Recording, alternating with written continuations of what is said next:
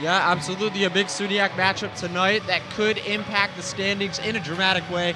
So much to be excited for. Eddie, let's take it away. Absolutely. It is both of your first time on the perch here tonight. Speaking of firsts, the Canton Kangaroos are looking for their first win against the Lakers. So let's get a little matchup preview going, guys. Take it away.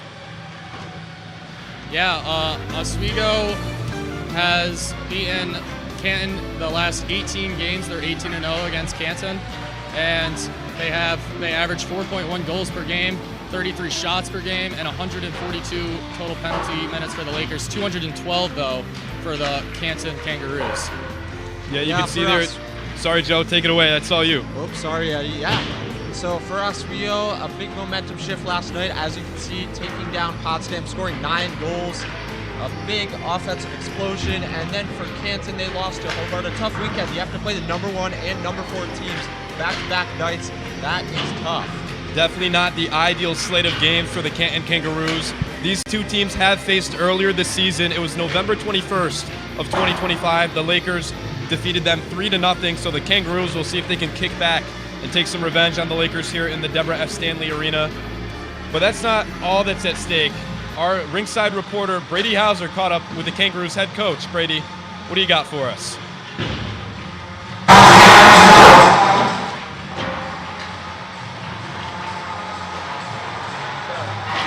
Yeah, thank you guys. I talked to the Canton coach earlier today, Alex Buck, and he said last night, obviously, a 5-1 loss to Hobart, but to beat Oswego here this evening is going to take a strong defense, and his defense has really showed up the past couple nights, so he's hoping that tonight they can execute and come out on top. Back up to you guys. Thanks, Brady. Great insight there. Quickly, we'll take a look at all the games going on around the SUNYAC tonight. It is the number 1 Hobart Statesmen taking on the Potsdam Bears, who the Lakers saw last night. That one ended 7-0 Statesmen. We've got Brockport and Fredonia. We've got Cortland and Skidmore. That one's 3-2 right now. Skidmore over Cortland. And of course, the Canton Kangaroos and Oswego Lakers just moments away here in the Deborah F. Stanley Arena. A lot of hockey being played tonight, guys. We got a lot more to cover, but we're going to take a quick break. We'll be right back here on WTOP 10.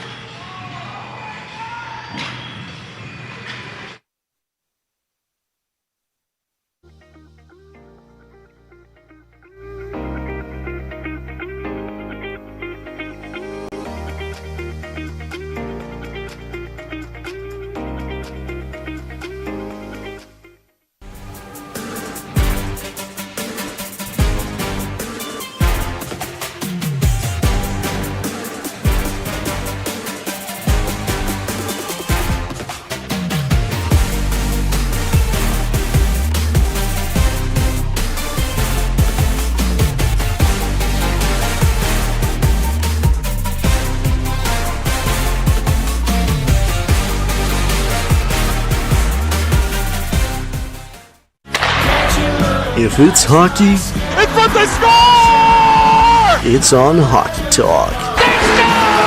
It's over! Join Rob Finger and his panel of guests. Their behavior against easy teams. How do you lose to the Bruins twice? As they take you through the hockey world. We welcome you with open arms. Tune into Hockey Talk, Mondays at 9:30 after East Coast hockey games. Only on WTOP.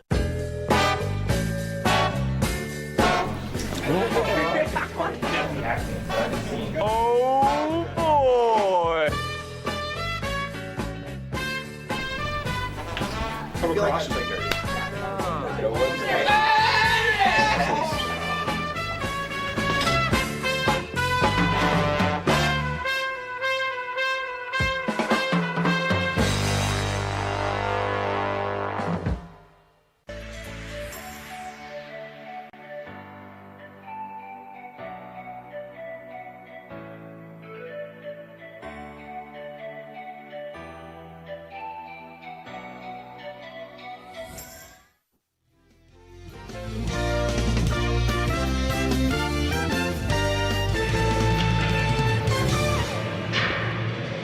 The Lakers wearing those beautiful golden buckets. Last night they had the beautiful golden uniforms. And speaking of last night, Joe, What can you tell me about the Lakers game from last night? It was a beautiful outcome, but tell me a little bit more about the box score. Yeah, so for the Lakers, you need to make a statement last night. They came in absolutely determined to do so after a tough time to Nazareth back on Tuesday. The Lakers come in, outshoot the Bears, as you can see, 47-17.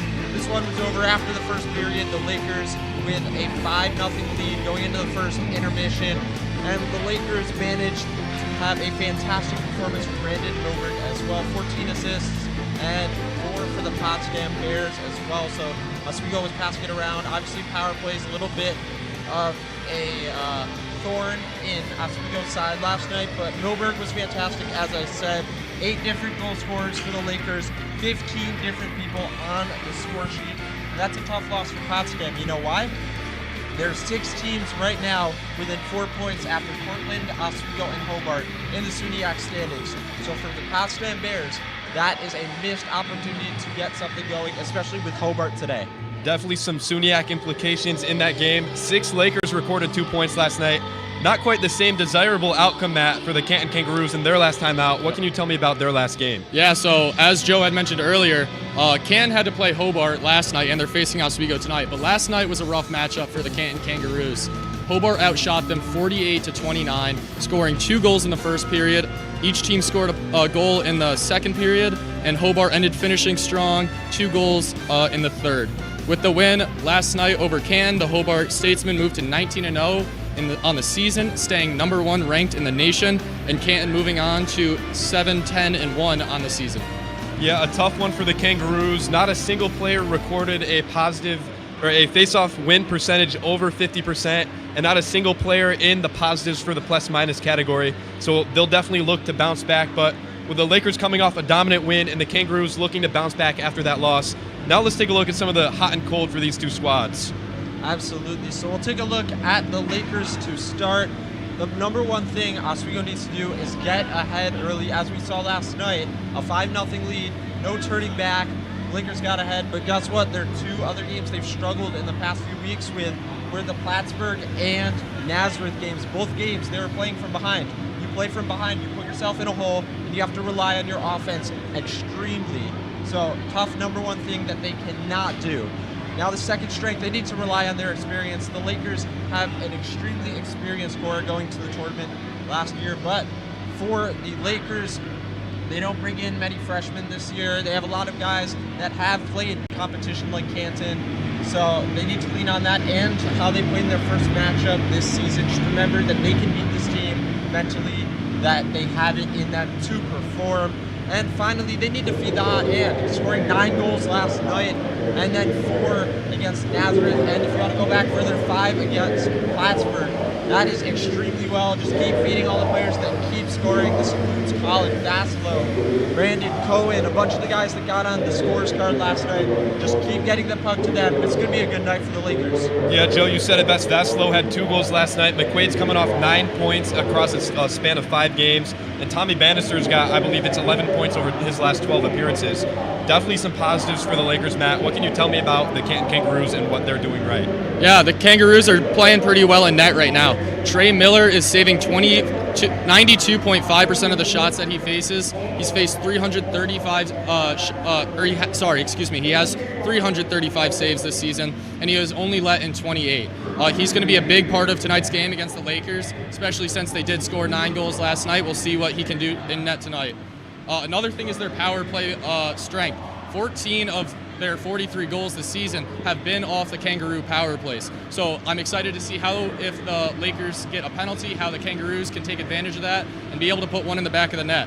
And then the last thing is keeping it with Kelly. Logan Kelly has 8 goals on the season, and he's on a 3-goal game streak, scoring 1 in each game. Let's hope that they can get the puck to him and he can continue what he's doing best right now, which is getting in the back of the net. Yeah, Kelly had the only goal for his squad last time out against the number 1 seed Hobart Statesmen.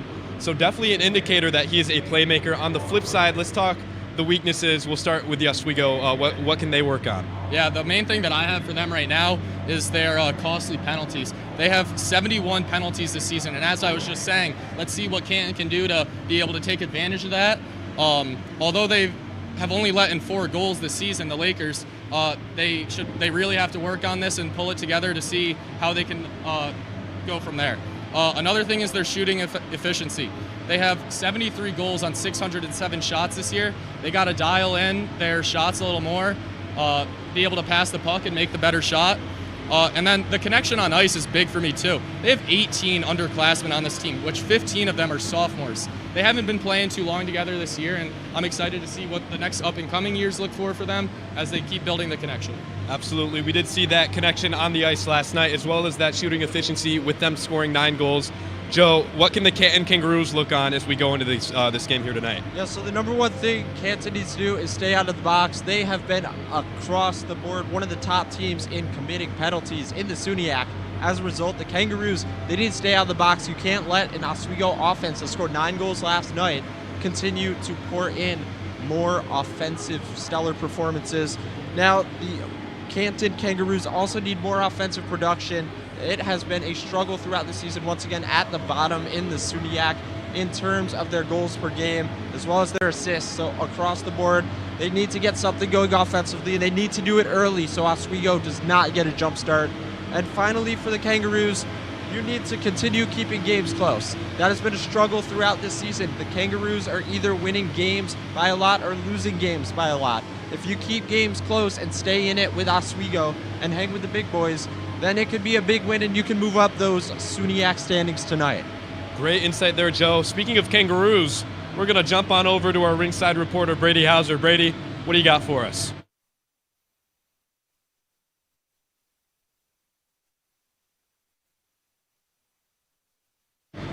We apologize for the technical difficulties there. We'll try to rejoin Brady later on tonight, but for now, I think we're going to take another quick break. When we come back, we'll join our guys in the press box. Right over there, Steve Levy, it's Kenny, it's James. We'll be right back here on WTOP 10.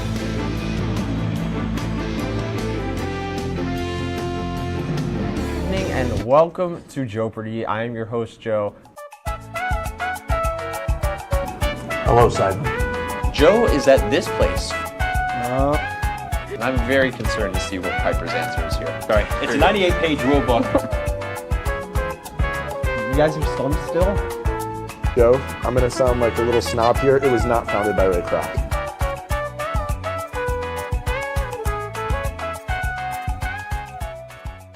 So you're probably wondering why the top producer of WTOP's new hit, Oswego Liza, is currently juggling a soccer ball right now. That's just because I don't just know ball, but I can play it too.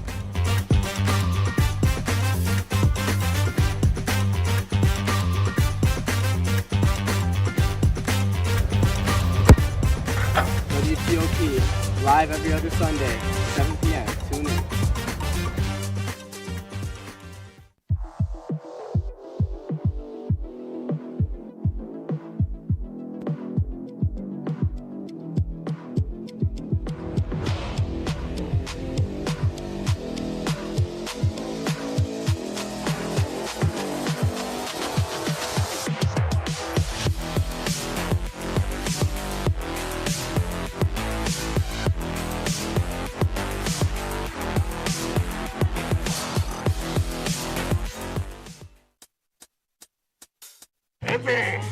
I had to eat a raw egg on Chris's dormitory floor. I currently don't have any federal pending charges. You know what you never did? You never walked to Walmart, Chris. That's my co-host. This is for making me eat roast Pop-Tarts. It's showtime, Chris. Come on. I want to be on the air for that. I got a couple things to say. No. Spin the wheel. But you got censorship. Welcome back. Welcome back. Welcome back to...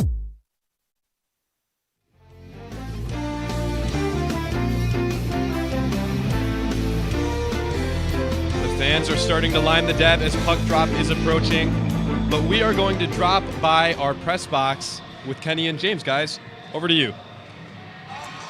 Thanks, and welcome up to the C-League Press Box. I'm Kane Gerard. I'm joined by one of the best hockey minds we got to offer, James Fitzpatrick. James, first off, how are we? I'm doing great. First game with you, Kenny, that we're up here in the press box together, right? Finally, it took long enough, right? Yeah, right. Well, I guess we got to do something for, well, it's both our senior years now, so we're both on our way out of here. So we're almost out of here soon. Let's have some fun, right? Speaking of fun, something about both these teams that is fun is their special teams units. It's actually, in my opinion, one of the most evenly matched up things between them. Oswego has 13 power play goals, Canton with 14. Oswego's converting on 29.5% of the power plays. Canton's at 20.6. While in the penalty kill, Oswego's a 92.9% penalty kill. Canton's at 89.2, allowing 8 goals, and Oswego allowing 4. Take me into this why it matters, but mainly it is really close between two of these squads. Yeah, I mean, special teams is the most important part of hockey. You got to convert on your power plays. You got to kill off your penalties. And for Oswego, they're doing a great job at that all season. Like you said, 92% on the penalty kill all season. They're just blocking shots. They're getting out to the puck. They're spreading out. They're closing everything down. Most importantly, for the Oswego power play, I was talking to Ryan Burke a few weeks ago, and he said that they were running the 1-3-1 power play, and they were really centering Tommy Bannister in the bumper position to get those goals on the power play, setting him up the whole season. Meanwhile, for Canton, they're spreading everything out. They're utilizing the boards.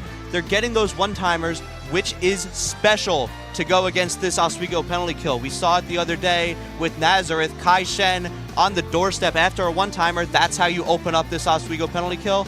And if Canton can do that today, they have a real shot on scoring.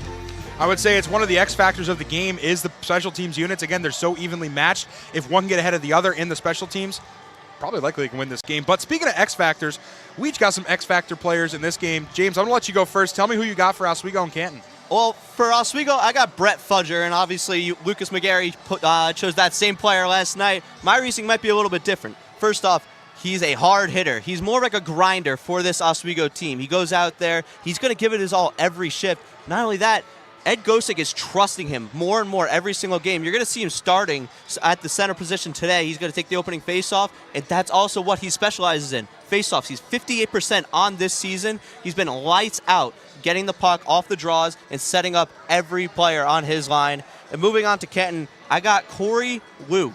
He's out there. He's going to hit just like Brett Fudger, and I chose him because that's who they're going to look against to really capitalize against Brett Fudger. Utilize him, get him out there, block some shots. He's a really big, strong defenseman, and he's going to play some big minutes on the top pair. Absolutely, and I kind of, for my X factors, went a little bit opposite you. You took guys that are penalty heavy, but they're absolutely brutal out there. I'm going the other way. I'm going with what their clean players are. I did this last night, and it kind of worked out in my favor, so we're going to try it again. So for Oswego, I took Connor Gatto, number 7. He's got 16 points in the season with 10 goals and 6 assists. And here's the crazy part. 0 penalties in the entire year. As one of the assistant captains on the team and having absolutely no penalties is kind of crazy to me, and it's impressive at all. He's got 2 assists in last night's game, and Connor Gatto has just been out there all season long, has been great for Oswego. And again, if you're not spending time in the penalty box, you're contributing on the ice, and I think that's an X factor for Connor Gatto. If he can stay on the ice, get a couple open looks, and get in the slot, I think there's a good chance he'll score again tonight and could be an advantage for the Lakers against the Kangaroos. Speaking of the Kangaroos, for Canton, I took Evan Pringle, number 9 on the team. Besides having probably the best name in Division III hockey, he's got 8 goals, 7 assists, and 15 points on the year. And also, not a lot of time spent in the sin bin. 4 penalties on the year, accruing up to 8 minutes, so it's not much for him. He's not spending a lot of time in the penalty box. He's on the ice, and he's got 3 points in his last 3 games. So a couple of players for each squad that have been capitalizing in the last couple of games they've had, but are spending a lot of time on the ice. Well, I guess it's time for some keys to the game. So, right. James, I'll let you go first. Tell me what are the X factors and keys to the games for Oswego. For Oswego, most importantly, get off to the fast start. Wow, I love that. Yeah, right? That's a surprise. We've seen it too much this season where they're not capitalizing first. They're not getting off to a good start. They're letting up the first goal in the game, and that's the reason why they're the victim of too many comebacks, and you can't rely on that too much, especially we saw against Potsdam, a little bit lower team. They had to come back at 4-1 against that game. Next, play aggressive in the defensive zone. Canton likes to pass east to west on the blue line. If you can intercept those passes, if you can play aggressive on the boards or on their defensemen, you're gonna spring yourself for a breakaway or an odd man rush the other way. And finally, talking about odd man rushes in neutral zone, counter attack quickly. Canton can't keep up with your speed through the neutral zone. If you play fast and spring yourself out for good chances on the counter attack, you're gonna find yourself some goals. Let's look at the other side now for Canton. 3 keys for them, and it's going to be Kenny G's keys today. Look, I love that graphic. Wow. Anyway, it's going to be staying out of the penalty box. One of the large differences between these teams is Canton's averaging 5.3 penalties per game. Oswego only at 3.9, so Canton's spending a little bit more time in the penalty box. Talk a lot about penalties, and I think that's going to be a huge one in this game. Also, winning a special team. We just talked about how important special teams are, and with it being so close match between both of these squads, it's going to be integral that you can get ahead on the special teams and be able to convert on a power play today and kill off a penalty. It's going to be crucial in this one for one team to beat the other. Now, taking shots in the slot, getting in the middle and getting shots on McCarthy. McCarthy has not played in quite a while. He hasn't played since what, at home Hobart? So it's been a few months at this point. So getting right in the slot, getting those open looks and things that he's not expecting. When they're expecting to get shots from the face-off circles, but getting shots from the middle, that's the way to go. Yep, absolutely. Now, James, a couple extra seconds here. We were talking about netminders. Tell me about McCarthy. He has not played in a long time here in Oswego. Yeah, well, the last time he played a regular season game was against Hobart. He gave up 3 goals against the #1 team in the nation. He was pulled after that. He played against Williams College in the holiday tournament here at Oswego. He gave up 5 goals in that game against Williams College. He hasn't played since then. It could be a case of the yips. It could be, they wanted to give him a little break. But tonight he's back out there after a long stretch. He's got to show up. He's got to make some saves for Oswego. Absolutely. We're going to go back over to the perch and let them take you through until puck drop. We'll see you then. Kenny and James, 2 of the best hockey minds we have to offer here at WTOP 10. But as the stadium lights are now off, these 2 will tell you who they have their spotlights on for their players to watch right after this break on WTOP 10.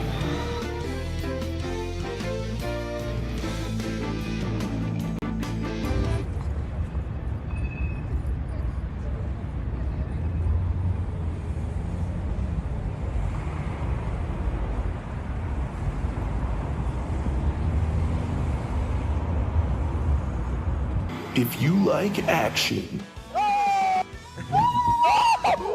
romance, If you're watching this, and highbrow humor, surface is this? Floor. Minch did not legitimately put his head in the toilet. there's only one place to turn. No! Tune in to new episodes of Oh boy! Only on WTOP. What we do here is go back.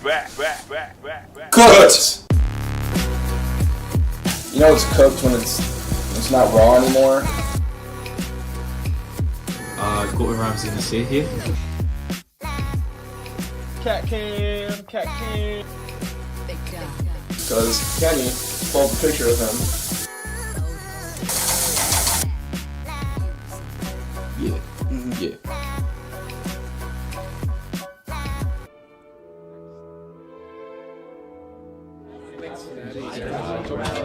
Get rid of all the questions.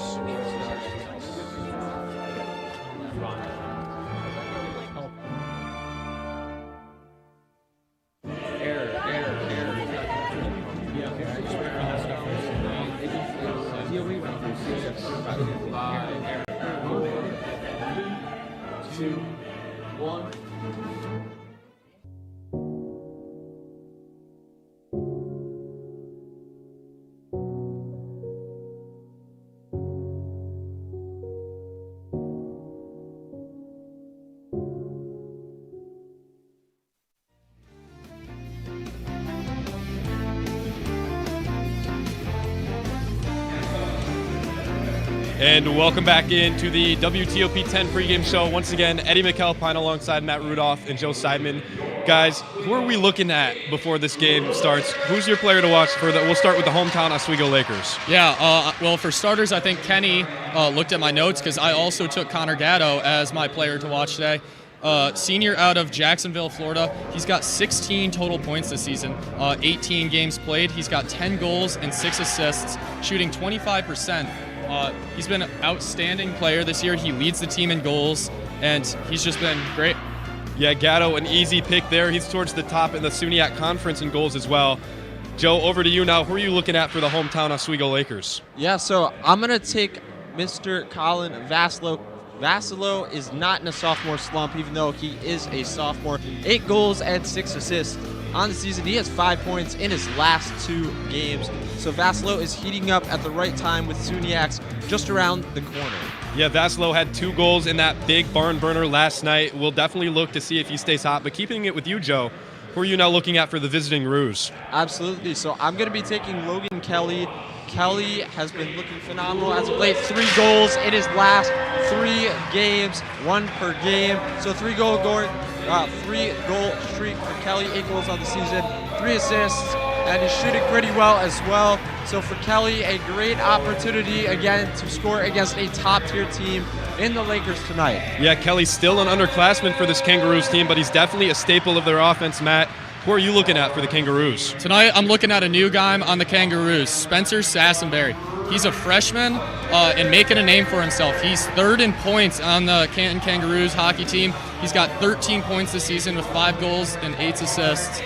He's been playing great, and he's making a name for himself here. Yeah, another underclassman making a name for himself in that Kangaroos offense. Let's get some game picks in, guys. What are we thinking? What are our score predictions for tonight? Matt, I'll start with you. What are you thinking? I am taking Oswego 5-1 tonight. And I'm also going to take Oswego by a different score, though. I'm going to take 7-1. The Oswego Lakers come out on top. Another offensive explosion. All right, I'm going to go 7. I'll go 6-2 Oswego. But that's it for us. We'll see you after the first intermission. During the first intermission for our post-period report. Once again, I'm Eddie McAlpine with Matt Rudolph and Joe Seidman. We'll see you after the first period.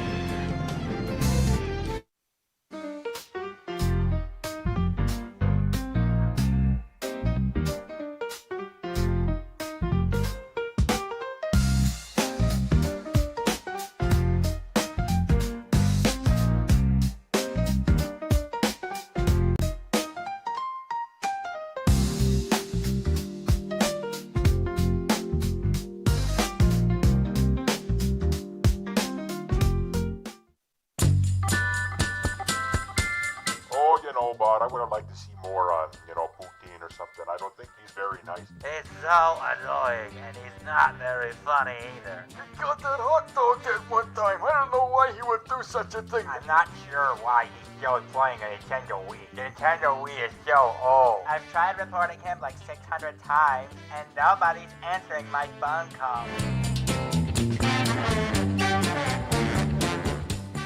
Welcome back to the DK experience. Go back to your job. Every NFL fan had played for the last 15 games. They beat. Writing a letter to the NFL fans? Get out of here with that. Joe, let me finish. No, let me finish. Stop. Johnny Manziel, that guy, he's a loser. No, that's.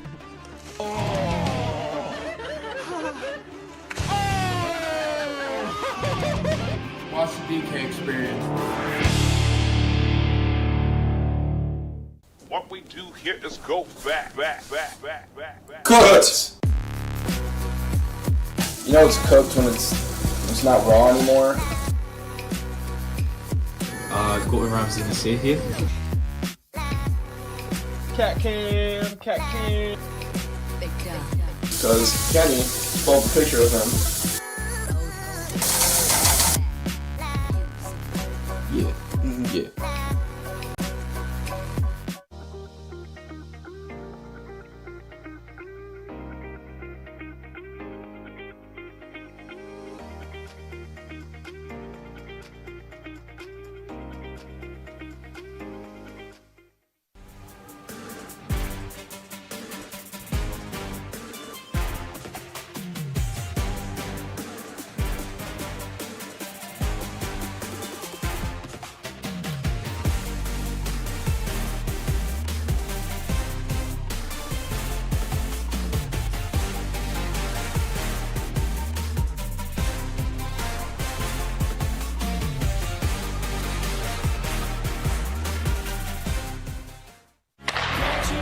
If it's hockey, It's what they score! it's on Hockey Talk.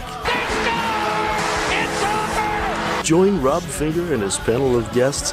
Their behavior against easy teams. How do you lose to the Bruins twice? As they take you through the hockey world. We welcome you with open arms. Tune into Hockey Talk, Mondays at 9:30 after East Coast hockey games.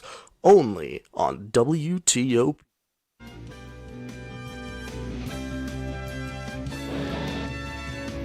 Hey, welcome up to the Steve Lee Press Box. I'm Kenny Gerard with my good friend, James Fitzpatrick. James, we talked a little bit about the goalies going out of our intermission report, or, well, I guess pregame show, whatever it's called. It's been a long weekend, man. Take me into Miller for Canton. Yeah, Trey Miller wearing number 29 for Canton. he's been fabulous for a team that really hasn't done too well this season. He's got a .923 save percentage, a 5-4-1 record, and .277 goals against average. The only problem is they haven't started him enough.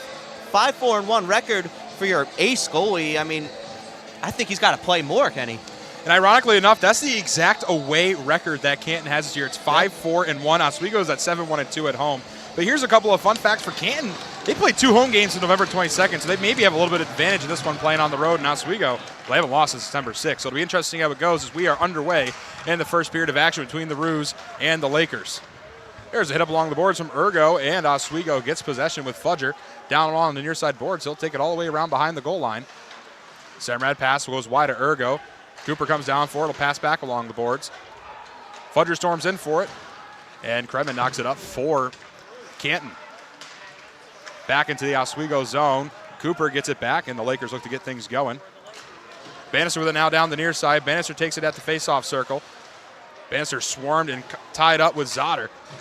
And the Roos get it back for the time being. They'll pass it along the blue line into neutral ice. Zotter makes a move, dumps it around the boards. McCarthy comes out of the crease to pass it back over. Kangaroos with possession in the offensive end, pass off the boards. There's a shot that gets blocked by Gatto coming from Liu. And it'll be chased back down. Baker pokes it away and steals it back for the Lakers. And Bannister gets it up the near side. Bannister cross-ice pass, goes wide to Gatto, and that's intercepted by the Roos. Morshashak will pass up to Zotter, and Zotter dumps it along the boards. And they'll go for a change. Lakers get possession back with Simpson. Simpson will pass up under the stick of Miller and back across the goal line of the Canton zone. And they'll also go get a change. Fresh lines out for each team. Canton has possession in their own end, and they'll look to move it down as they pass it up to McKinnon. McKinnon cross-ice pass. Pringle now. He'll take a shot and a save by Gavin McCarthy, his first of the night. Yeah, and that's also his first save since that game against Williams College where he let up 5 goals. Good to see Gavin McCarthy really just standing in there so far. Hasn't seen a lot so far, but a good start for Canton as well. They're moving the puck. They're getting across the red line pretty quick. Face-off coming on the far side face-off circle in the Oswego zone. Face-off goes to the Lakers, and Bala will dump it off the glass into neutral ice, and it's knocked down by Cox for Canton. Lakers get it back. Down the near side, Burke skates in for it. It's picked up by McKinnon. McKinnon pass around the boards, past Cox and over to Alexander. And the Roos get it in neutral ice. They'll move down to the offensive end. Poked away, but they keep possession. And the Roos fighting for it with Kelly, and the Lakers do get it back. Here comes Burke now, down the near side up to Vossilo, past his own bench. Vossilo dumps it around the boards, and they'll go for a change, and McKinnon will get it for Canton. McKinnon across near his own bench, passes up. Poked away at the blue line, can't get it onside is the Roos, and they'll dump it into the zone. Alexander will go off for a change for Canton, and Oswego will get it back with Semrad. Ed Cohen will pass it up past the penalty box, up to Matt McQuaid. McQuaid can't get a stick on it. Pass goes a little wide, so they'll dump it into the zone and chase. Canton does get possession back with Prepsel. And Voss passes up. Here come the Roos now with Pollock. Pollock near the face-off circle. He'll pass off the boards and up to Prepsel. Prepsel dish it back around the boards, and it's intercepted by Semrad. Semrad off the glass, and that one is up to Kremen for Canton. Back and forth so far between these two squads. No one able to get any real good shots off yet besides Canton, but here comes McQuaid. McQuaid takes it down the near side at the face-off circle, takes it behind the red line. McQuaid looks for a lane, passes off the boards behind him. That's over to Cohen. Cohen swarmed and gets it poked away. Simons comes in for it as well, and Canton comes away with it with Kremen. Puck still loose in front, and Canton does come away with it. And Sassenberry takes it down into the far side corner. He's hit by Simpson. Battle of the 16s does go to the Lakers. Fudger can't get a stick on it either, and they're all tangled up with Freifogel. Freifogel and Fudger on the back boards, and Fudger comes away with it for Oswego. And Liu keeps it onside. Canton takes it right back, takes a shot, too much traffic in front. Can't get it off. Simpson with it now for Oswego. He'll pass it along the boards and back over to Baker. Back into neutral ice, up to Cam Simons. Simons looks for a pass over to Ergo. Ergo takes a shot down the slot, goes high and into the netting. So far, I think Canton's done a good job closing the neutral ice. The Lakers haven't had a good opportunity to really skate it in themselves, and that's kind of what I talked about in the pregame show, that Canton struggled at that, but it's good to see that they've really adjusted so far, matched the Lakers' speed, and the Lakers really haven't had much open ice so far in the offensive zone. Far side face-off circle in the Canton zone. Gatto in for Oswego. And Drysdale in for Canton. Gatto does go out. And in comes Miller for the Lakers. Still Drysdale for Canton. Face-off goes to the Roos with McKinnon. McKinnon looks for a pass. Swarmed by Gatto and a big hit right near the ref. And Cox will pass it along the boards for Canton. Poked away by Gilmore. And the Roos with possession. That goes under the stick of Zotter, and it'll be chased down by Nico Payon and Tommy Bannister. And Bannister has it. It'll pass up to Miller. Miller down the far side. Miller back around the boards again. Gatto chasing in for it. He'll be met up with McKinnon. Bannister pass up to Payon. And Payon down to Miller. Cox pokes it away, steals it, and kept on side by the Lakers, and they will get it back as Canton with Cox. Cox will pass his own bench, and they'll go in for a change, and Oswego will get possession in their own end. Payon will pass up to Vassalo. Vassalo down the near side, takes it across the blue line, back over to Burke. Burke cross-ice pass. That's over to Gilmore. Gilmore back around the boards. Kremen gets it for Canton and gets it almost across the blue line as Burke keeps it on side. Burke pass over. Here's a shot, goes wide. And that one goes all the way through neutral ice back towards McCarthy's goal line in the Oswego zone. He'll come out of the crease to pass it. And Cooper with it now for Oswego over to McQuaid. McQuaid is guarded by Pringle. Pringle pokes it away for Canton. They got possession in the offensive end at the faceoff circle. Spinning pass goes nowhere, and Semrad does get possession back for Oswego. Here comes Drake Semrad now across the blue line. In a neutral ice across the red line. He'll dump it into the near side corner. McQuaid chasing. Kremen gets a stick on it, and it's backed around the boards. Horacek comes down forward as well, and back in a neutral ice it goes. Drake Semrad will chase it for Oswego. He's followed behind by Voss for Canton.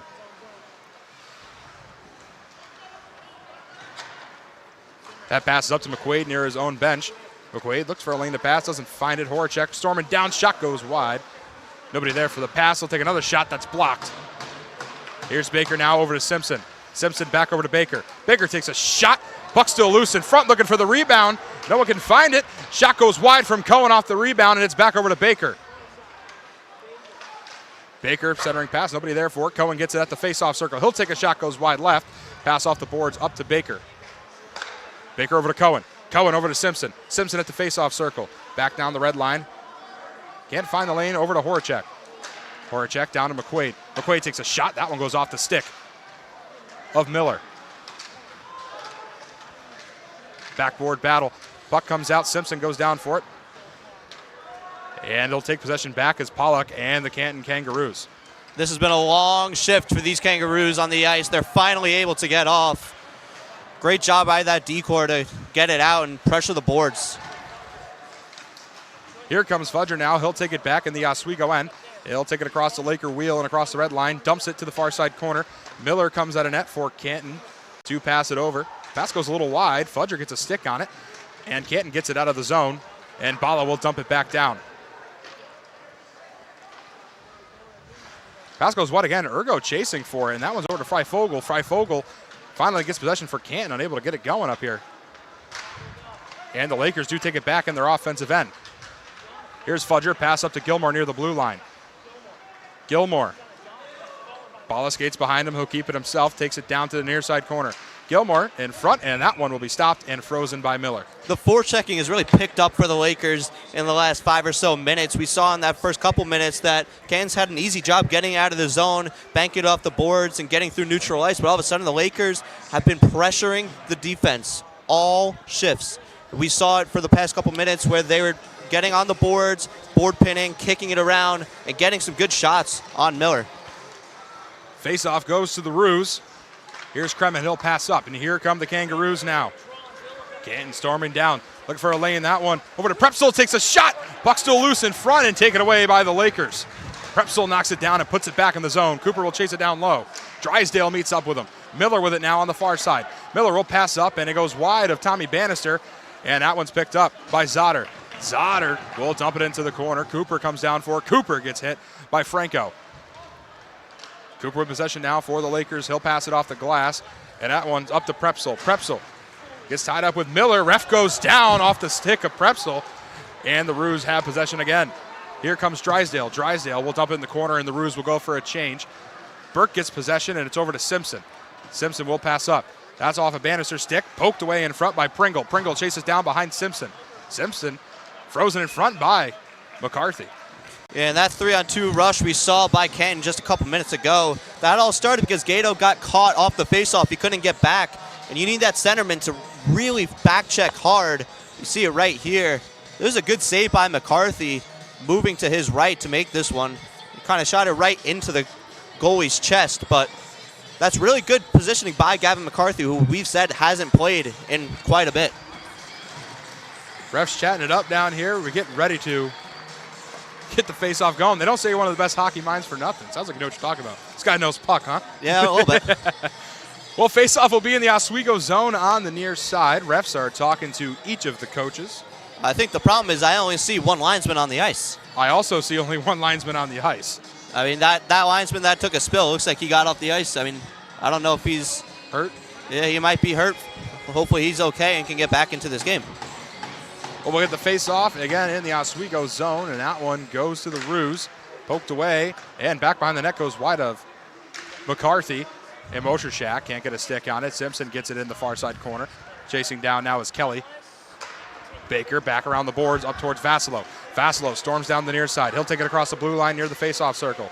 Pass back is over to Burke. Burke over to Simpson. Simpson down over. Shot from Vassilo. Puck still loose in front. Can't get it off the rebound. And here come the Kangaroos now with possession again. Here comes Alexander. And Alexander chases it down to the near side corner. Simpson comes in to poke it away. Vassilo gets a stick on it for the Lakers. And that one goes in the favor of the Lakers. Ryan gets hit near his own bench. Vassilo takes it down. He'll pass it over. There's a shot. Puck still loose and poked away in front. Back in front again. Lakers trying to get possession off the rebound. Still bouncing. And all the way up to the blue lines. Payon keeps it on side for Oswego and all the way down to McKinnon. The Lakers are doing a good job. Now they're able to get that high slot open opportunities. That's where they're creating these chances. McCarthy comes out of the crease to stop it for the Lakers. Kangaroos go for a change. And here comes McQuaid now down the near side. Stolen away in front. Cohen gets it back. And he'll dump it around the boards again. Horacek chases down to the far side corner for it. Lakers with possession. It's over to Nico Payon. Payon back over to Gilmore. Gilmore takes a shot, and that one's blocked right in front by Bullock. That's the shot blocking I was talking about in the pregame show, Kenny. Canton's doing good at blocking shots this season. Cox will hit it along the boards. McKinnon has it. Back up to Gilmore. Gilmore over to Payon. Payon takes a shot. That one goes high. McQuaid goes down behind the net for the rebound behind the goal line. McQuaid with it now in the corner. McQuaid looks for a lane to pass. He'll pass up to Cohen under his stick. And here come the Kangaroos now with Bullock. Bullock will dump it away, and they'll go for a change.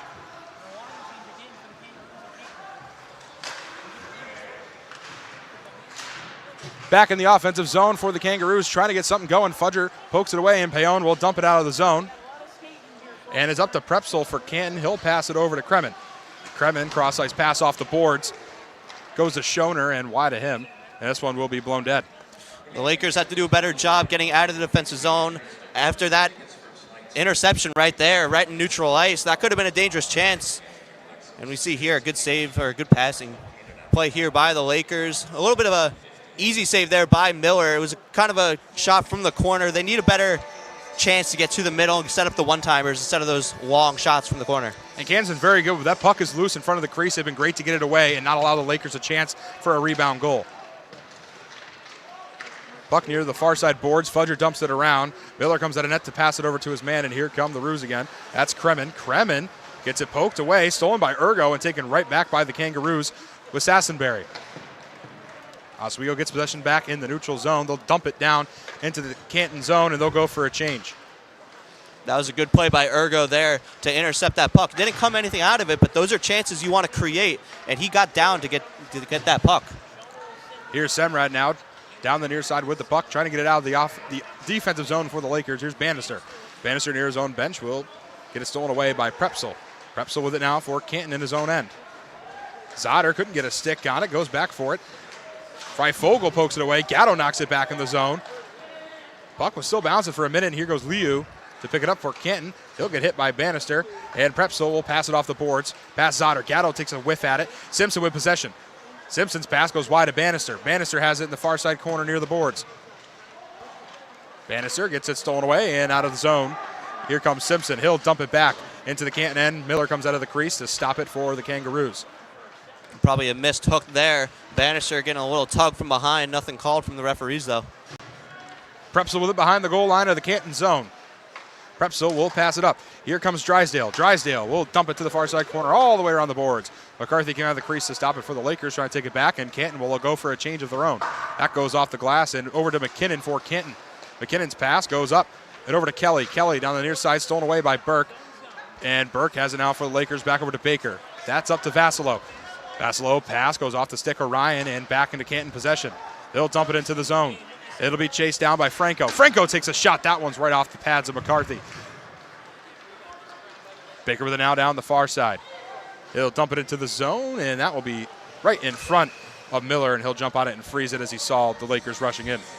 The Lakers got an offensive zone chance here, offensive face-off here, excuse me. It'd be good to see them try to create something off the face-off. I feel like that's what they're good at. They're able to get rebounds right off the face-off and get pucks to the net. And they got one of their best face-off men on the ice right now in McQuaid. That face-off does go the way of the Lakers from McQuaid. Horacek gets it off the face-off, back around the boards. Broken stick on the ice. It belongs to McQuaid. From McQuaid and down into the corner. Horacek chases. Here comes Cox for it for Canton. And he'll knock it out of the zone behind Gilmore. Cohen will get it back in neutral ice and across the blue line to Bala. That pass goes between the legs of Fudger. Alexander goes down going for the puck, and Cohen goes down with him as well. Good to see Cohen get back up there. That was a hard spill. Kangaroos with possession again. Here comes Pringle. Pringle pass off the boards. Gilmore chases it down to the far side corner. He'll be chased by Pringle, lays a hit on Gilmore, and the Lakers do get it back. Here comes Jonathan Bala, pass up to Simons. Simons across the wheel, and he'll dump it past the blue line. Ergo chasing down low, and Liu gets a nice hit on him as well. Voss will pass it up to Bullock. Bullock near his own bench, and it's back over to Ergo in the offensive end. Here come the Lakers. Ergo with it now. He'll take a whiff on a shot and knocked away by Canton, and here come the Kangaroos again with Bullock. That's up to Prepsel. Prepsel down the near side. Pass goes wide, and they'll chase it to the far side corner. Ergo lays a hit in the corner as well for the Lakers. Lakers do take it back with Semrad. Semrad across the blue line. They'll take it all 50 feet with Gatto into the offensive end. Gatto, pass, wide as Semrad gets poked away. Pollock comes down for it for Canton. Trying to knock it out of the zone, and Baker keeps it on sides for Oswego. He'll take a shot. That one saved by Miller. How good is Travis Baker keeping that puck in the zone there with his skates and almost getting that with a really good opportunity. Lakers get possession back and over to McKinnon for Canton. Mosher Shack, pass goes high and almost into the crowd and into the bench. I thought that was coming right for us. I'm not going to lie to you. Yeah, it almost took out a fan, but somehow it still landed in the bench. A couple of high shots. We've seen a couple off the Jumbotron last couple of days. Some weird stuff's been happening, but yeah, I feel like something has to happen one day, right? Exactly. We'll get a face-off near the blue line of the Canton zone.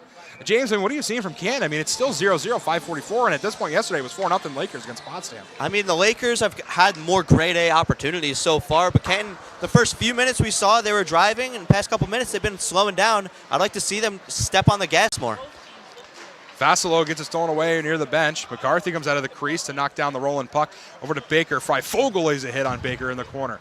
Here come the Lakers now. Pass to Simpson. Gets poked before he can get it off. Still whiffing at it. Nothing called there as he was getting held up bad. Loses stick is Freifogel. He'll go to the bench to get a new one and just get off the ice. And that's the second time we've seen that, too. I mentioned before with Bannister. That time, that definitely should have been a hooking penalty. Puck gets knocked down by the referee, so of all people, and Franco gets it off the far side. Payon will take it behind McCarthy behind the goal line. Gets stolen away by Canton. Here's a chance for the Kangaroos. In front shot. That one saved by McCarthy. Good shot there from Drysdale and a nice save by McCarthy to keep it at 0-0. Too much leisurely play there on the boards by the Lakers in their own zone. That can never go up the middle. That has to go around the boards. Kremen with it now for Canton. Kremen will take it across the red line and across the blue line. Kremen down the far side. He'll take it at the goal line. Looks around for a pass. Can't find an open man. 3 Lakers guarding him. That's back over to Drysdale. Drysdale whiffs on it and stolen back by McQuaid and the Lakers. McQuaid goes up to Nico Payon. Payon down the near side, and he'll dump it into the zone, and they'll go for a change. Semrad and Cooper coming on for Oswego.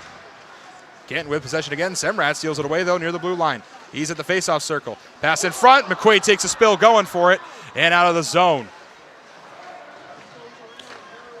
The Lakers have to really small up their passes. They have to get the small passes and stop playing so, like cocky with it. They have to just play nice and, set everything up.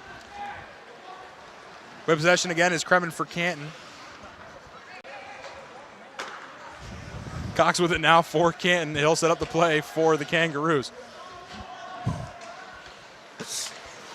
Passes over to Ergo, stolen away by the Lakers.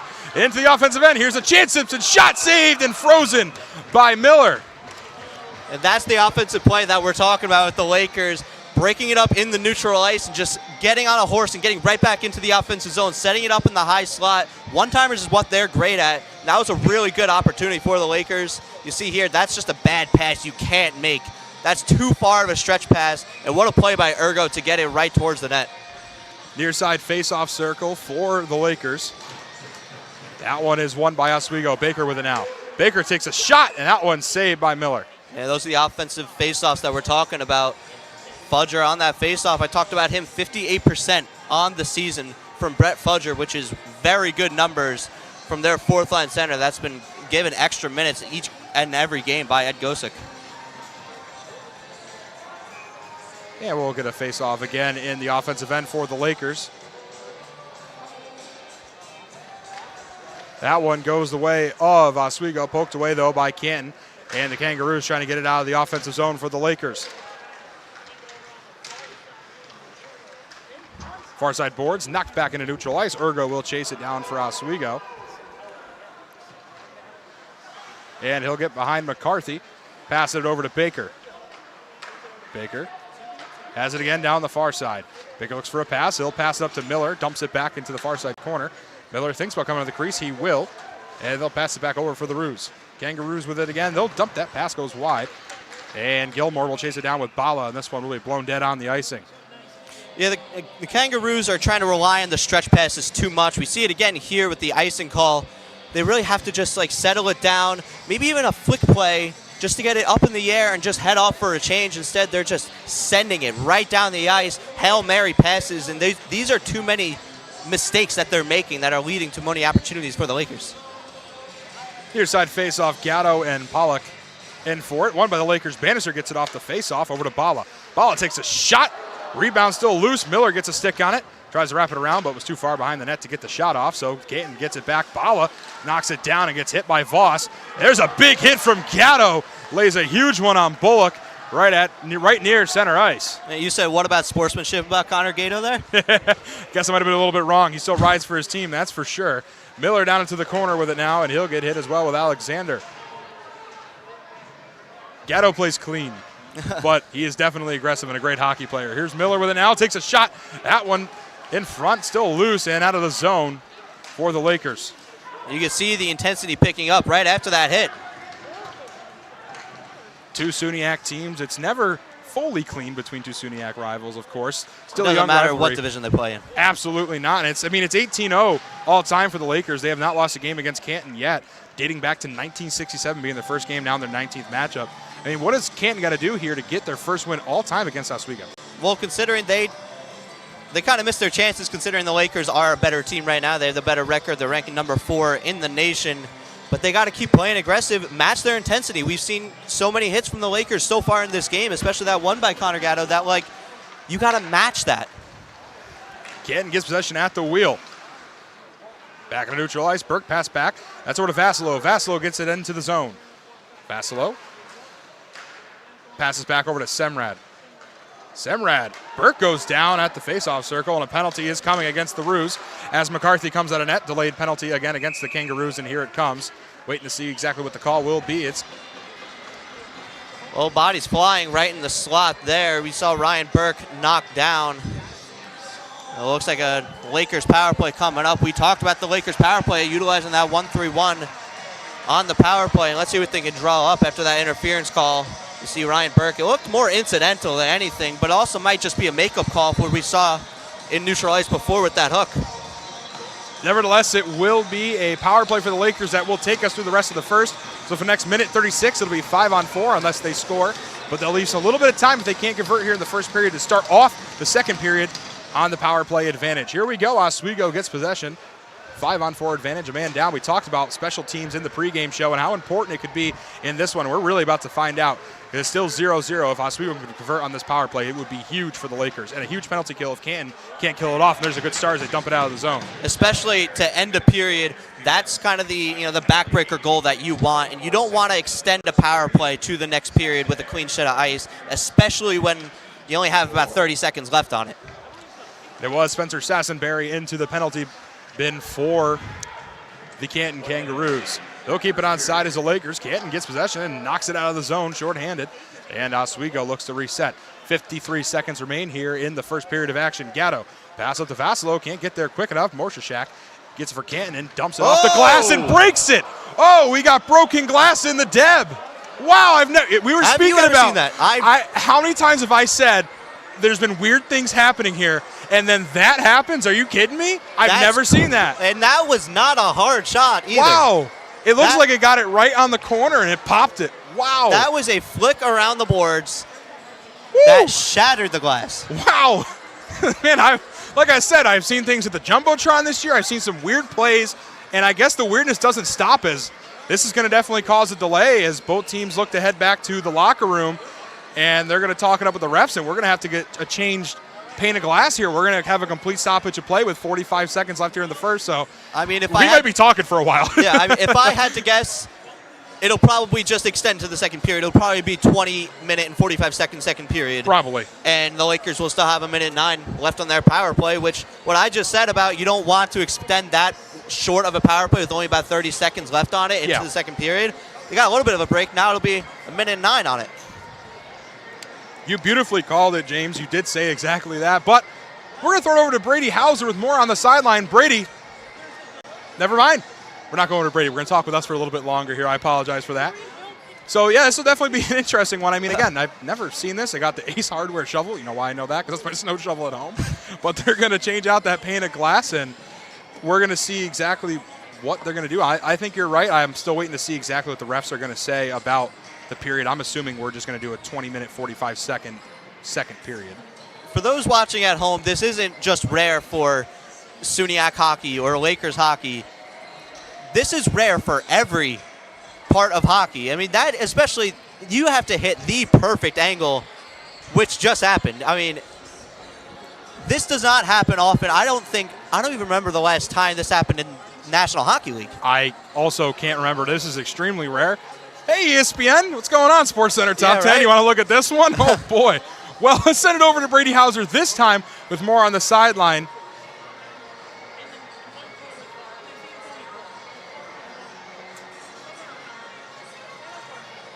Never mind again.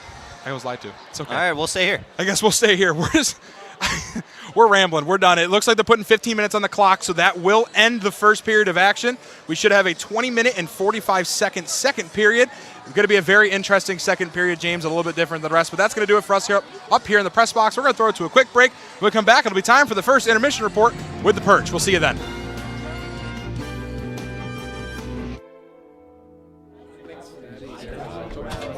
Get rid of all the questions.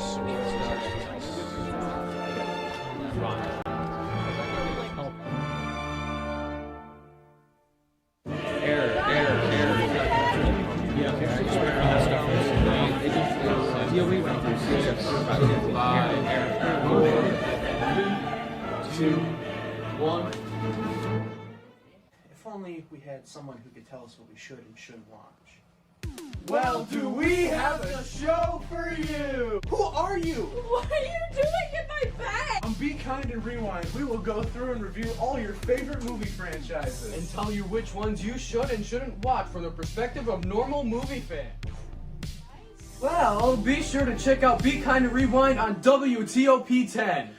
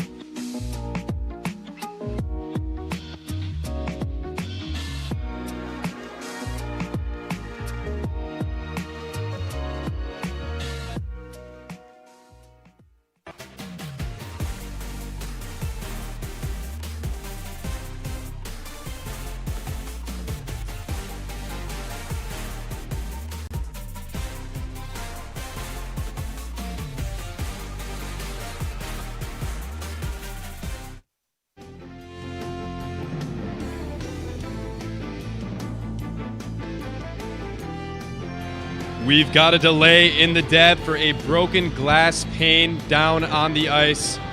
We'll see what they can do. I was told by the Oswego Scratches, who are sitting just behind us here up on the perch, they have extra glass somewhere in here in the arena so they can replace it.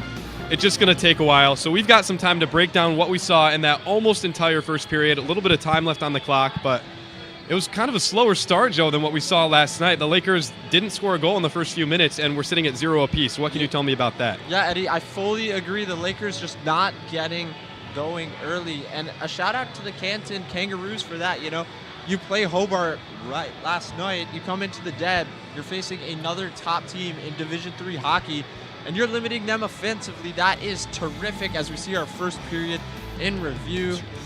And the Lakers just 0-0, nothing getting going, but they've had the better of the shots on goal. Wouldn't you agree, Matt? Yeah, 100%, Joe. Oswego is out shooting Canton right now, 16-8. But when it really comes down to it, the shots on goals I think are more important. Oswego's only has 3 more shots on goal than Canton, and that's what I was going back to earlier about one of my points for this game, was that Oswego has to start dialing in their shots a little bit more here, putting it on net a little bit more. Only shooting 50%. They got to work on that a little bit and try to get one in the back of the net here. I just want to take a second to highlight that graphic because we have a glass panes broken category. 1 for the visiting Canton Kangaroos, 0 for the Lakers. So there is a category they are outpacing the Lakers in. It just the one that caused the delay here in the depth. But I love that graphic, guys. That was great. It just gives us, more to talk about. But I mean, the Lakers need more consistent pressure. They had some missed chances there in that period, and it's a little bit more of a back and forth game than we thought coming into this one, Joe. What can you tell me about the hockey behind that? Yeah, no, so 100% back and forth, as you said. I think a credit goes to the neutral zone play of both teams. Once they get in, they've gotten good chances, both the Kangaroos and the Lakers. But overall, it's been the neutral zone so far that has been absolutely stellar from both teams. That's why we're not seeing many breakaways, many counter attacks from both sides. It's really been great neutral zone play, and the refs are letting them play as well. We haven't seen many penalties as well, so not as many scoring opportunities outside of that one penalty that led to the glass panel, shattering. There were some Laker opportunities there in that period. With a little over 16 minutes left, Michael Ergo had like a straightaway shot right in front of the crease, just a little too high, and then a little over 14 minutes left. Brandon Cohen almost converted in that crease, but just came up short, guys. The Lakers need to capitalize on these opportunities because, like we said, they're the number 4 ranked team in all of Division III. It's those little things that are going to matter when the postseason comes, and they've really got to capitalize. Matt, what can you tell me about those missed opportunities for the Lakers? Yeah, the Lakers, they've had some opportunities where they have one-on-ones, you could say, but they're not getting the fast breaks that they're looking for, that they often have scoring opportunities off of. They're not getting the 2v1 for the one times, and they're not getting the 3v2 fast breaks that I bet they're hoping for and that they're used to getting. But the pressure that they're giving the Kangaroos here has been fantastic. As Joe was just saying, the neutral zone play is absolutely phenomenal. It's physical, it's fast, lots of passes, lots of dumping it to the end of the zone, and the Lakers just got to figure out how to get a scoring opportunity here. Yeah, piggybacking off of that, Joe, I saw Trey Miller come out of goal towards the middle of that period quite a few times just to get to the puck, and he made some errant passes, which could be costly down the stretch. How do the Lakers make the most of those opportunities? If the fish is out of water, how do you jump in? You got to be a little more aggressive offensively. You got to push up, and I think a big thing they can do as well, I want to see a few of the defensemen pinch a little bit in, get a little further into the offensive zone, be more active, and get more shots on target. Look for those deflections, those tips, because if they can get more shots on target, they're more likely to get one through. I know it sounds a little redundant, but it makes sense, right? You throw the puck more on target, you're more likely to score. Yep. No, it's also been a battle on the backboards, as Kenny Girard said there in the booth. The Lakers have been putting pressure on the Kangaroos on every line shift. They've had some guys out there for a while. Matt, what can you tell me about how important those line changes are if you're the Kangaroos? Because you got to keep your guys fresh, right?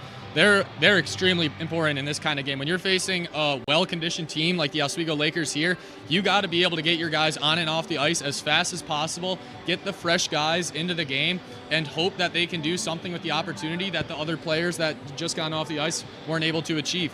The Kangaroos, they have been getting caught up a little bit when it comes to subbing, just due to the amount of pressure that the Lakers are giving them. But I feel like the Kangaroos are doing a pretty good job at being able to get on and off the ice pretty quick, get fresh guys into the game, and look for the opportunities that they're hoping for. Speaking of on and off, the Kangaroo pressure has been coming in waves so far through that first period. When they were on, but they couldn't keep consistent pressure on Gavin McCarthy. Joe, what do the Kangaroos have to do? I mean, they're being outshot right now. They're just being, I don't want to say dominated, but they're lacking in that category. What do the Kangaroos have to do to catch up to the Lakers? Yeah, so Eddie, I 100% love the speed they're playing at right now. I've seen them be aggressive in their zone entry so far. They keep switching it up, which I think is terrific as they keep getting into the offensive zone. If they can just continue to cycle, continue to use some speed once they get in. Once again, I think similar to Oswego, be a little more active with their defensemen as well, trying to get the pucks in the net. Just combine speed with talent, and I think the Kangaroos can get on the board. And if they can play Oswego close as well, that might be a win for them as well. They are in desperate needs of points. As we said, 6 teams within 4 points in the SUNY right now. So this one is influential in where the Kangaroos could end the season. Absolutely. Now, speaking of the SUNY Conference, let's get a little update. As we mentioned in our pregame show, the Hobart Statesmen defeated the Potsdam Bears. Final score there, 7-0. But it's Skidmore over Cortland right now, 5-4. This game, obviously, of course, still tied at 0 apiece. And then Plattsburgh is beating Morrisville 2-0 right now. So we'll see how these ones turn out as the night progresses. But definitely a lot of playoff seeding implications through this slate of games. So it'll be interesting to see how that continues through the night. Matt, with just over 6 minutes left, there was a shot that stood out to me for the Lakers. Drake Semrad missed a deflection right in front of the goal, almost uncontested. He just couldn't get a stick on it.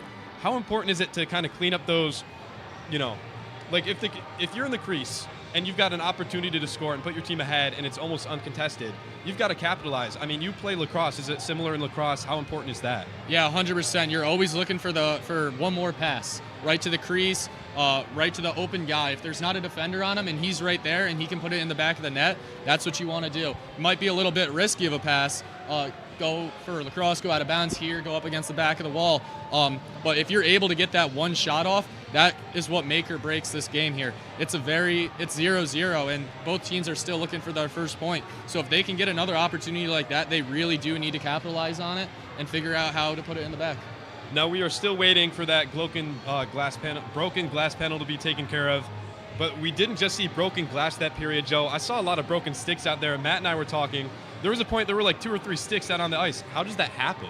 Absolutely. So that could be a mix of a few things. I think there were a few penalties that could have been called. This includes some slashes, some hooks.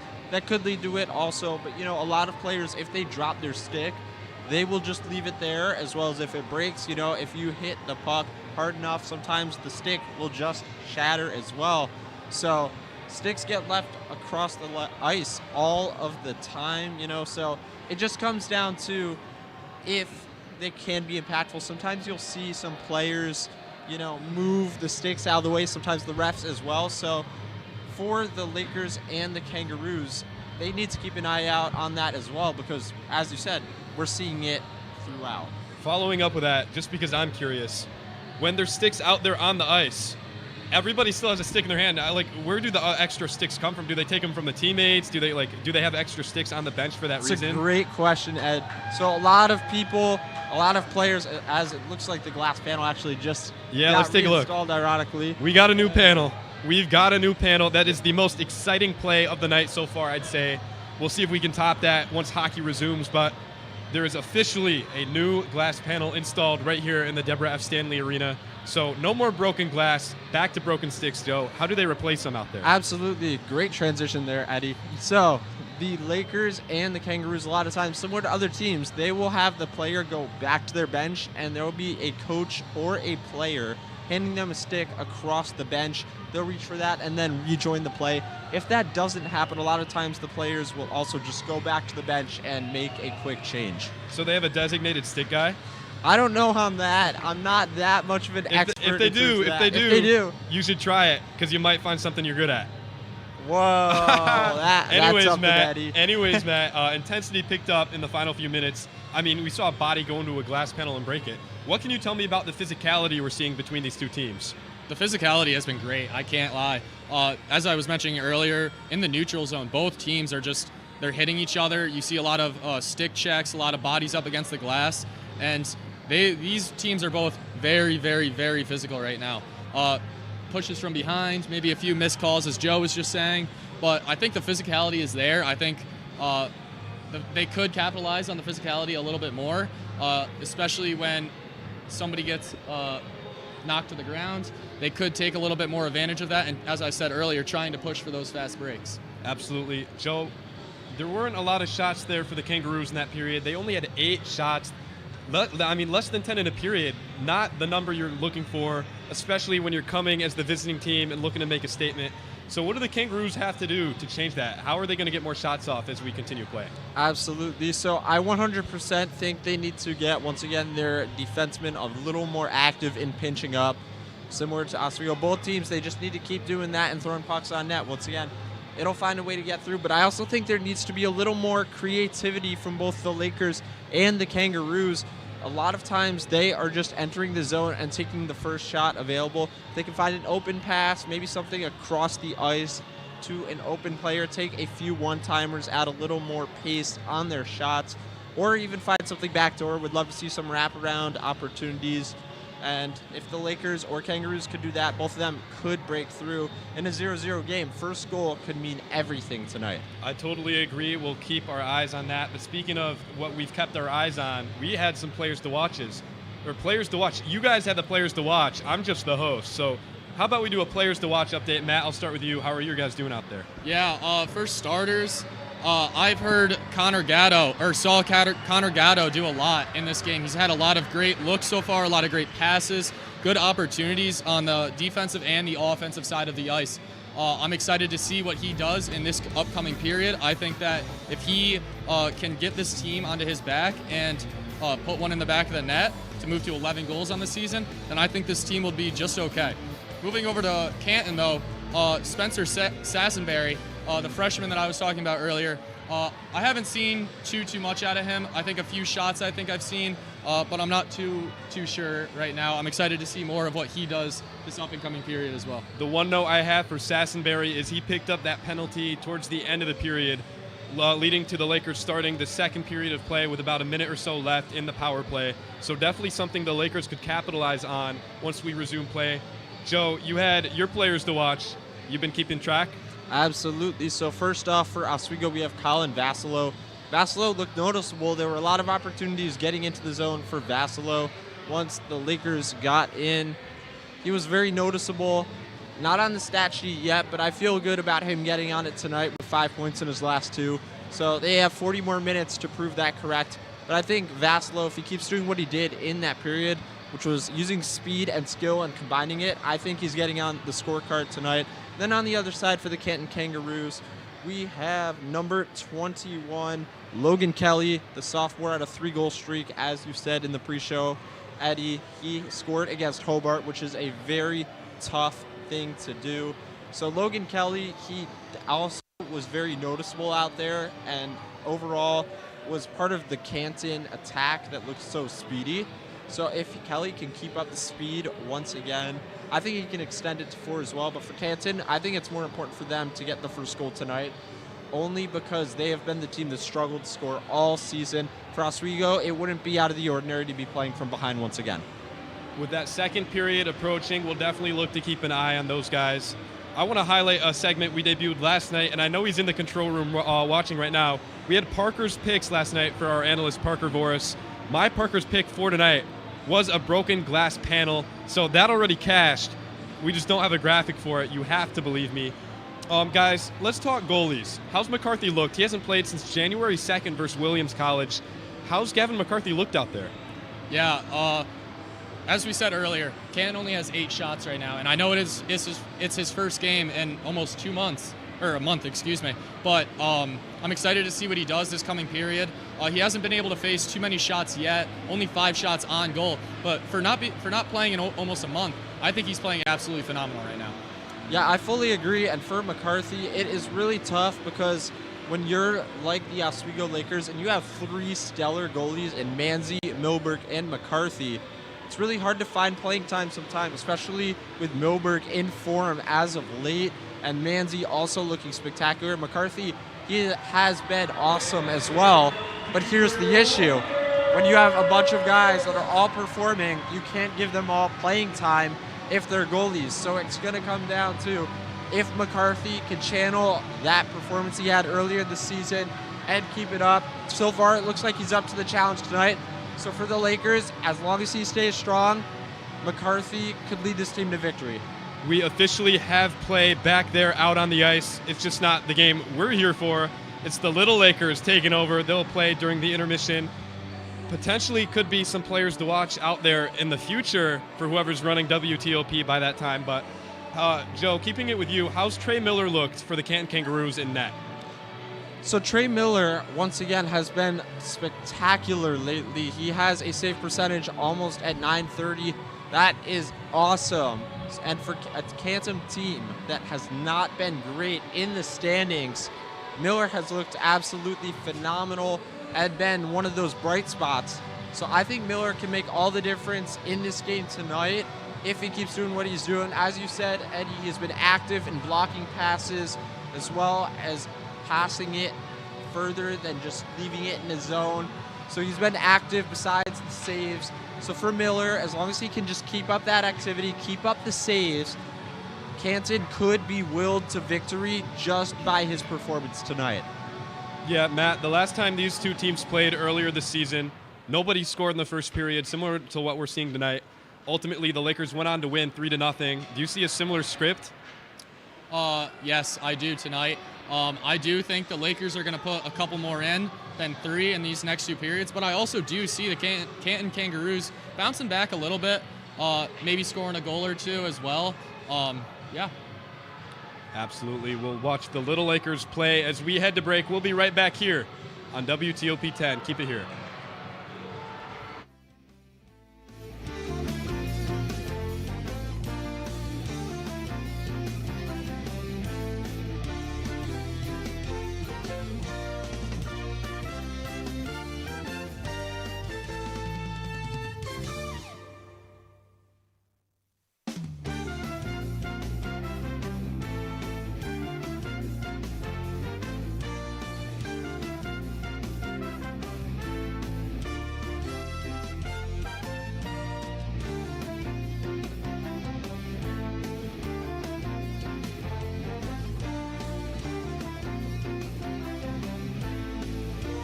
You like action,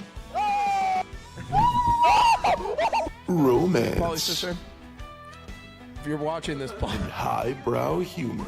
Surface is this? Floor. Minch did not legitimately put his head in the toilet. There's only one place to turn. No! Tune in to new episodes of Oh boy! only on WTOP. Look at the number of disasters in the U.S. Chances are every area will deal with some kind of emergency in the next decade. And between school, sports, and social lives, chances are you won't be with your kids when it happens. Will they know what to do? Ready.gov/kids has the educational tools and information to make the conversation easy. When the time comes, chances are they'll feel prepared, not scared. So talk with your family today.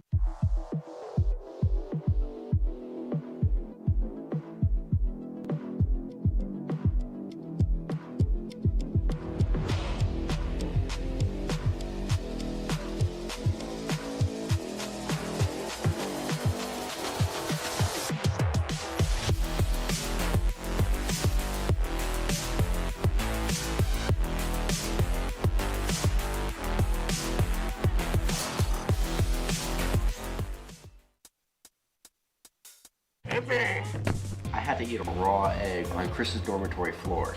I currently don't have any federal pending charges. You know what you never did? You never walked to Walmart, Chris. That's my co-host. This is for making me eat roast Pop-Tarts. It's showtime, Chris. Come on. I want to be on the air for that. I got a couple things to say. No.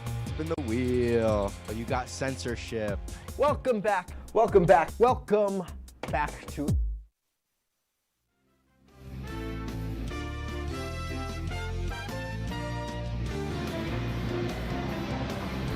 What a beautiful backhand scoop there by the Little Lakers, Joe. I could do that back in my day, except I never played hockey. I'm sure you could, Eddie. So Matt heard about that opportunity to be the stick guy on the bench for the Lakers. He went down there to take it. We don't need him anymore anyway. He's right here. He'll join us. Get back in here, Matt. Welcome back, Matt. Welcome back.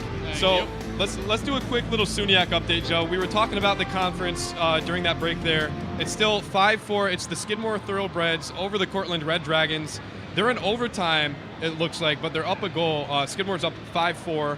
And then the Plattsburgh Cardinals are up over the Morrisville Mustangs 2-0. So what can you tell me about the SUNYAC conference right now?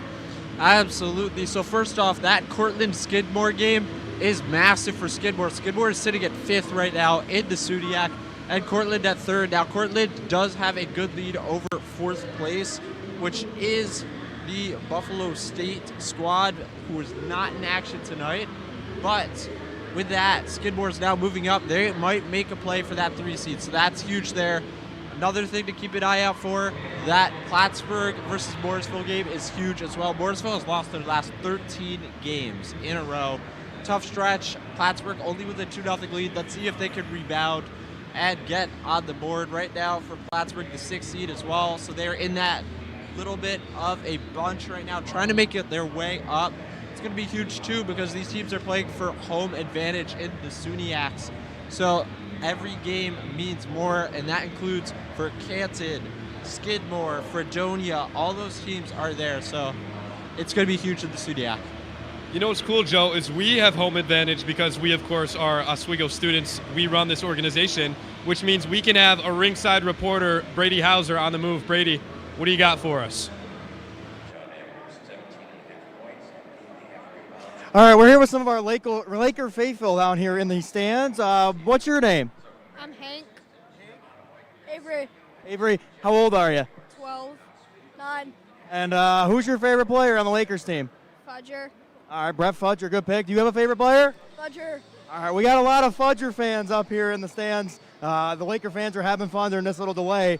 Back up to you guys. Thank you, Brady. That's interesting. I wouldn't think Fudger would be like a fan favorite. You think, I mean, there's guys like, Matt McQuaid, Connor Gatto, Travis Baker, but Brett Fudger is the favorite player for the Little Lakers. Definitely an inspiring piece of this Lakers squad. Speaking of this Lakers squad, when are they going to come back out and play, guys? What are we thinking? Yeah, so can you repeat the question, Eddie? Sorry, the Zamboni went by. No, I mean, I'm just thinking we should be resuming play here momentarily, right? When are the Lakers coming back out? Yeah, I agree. We should be resuming play momentarily. That could be huge. And I'm really wondering what the messages are from Coach Ed Gosick as well as Coach Alex Boak. Both of them have a lot of experience going into this game, so I'm really wondering what the message is going to be heading into this next 40 minutes of hockey. All right, I can agree with that. Since we're running low on our topics of hockey talk here, what went into your decision for your suit? How did you decide what you wanted to wear today? That is a good question. I could go first here. Eddie, I just went in my closet.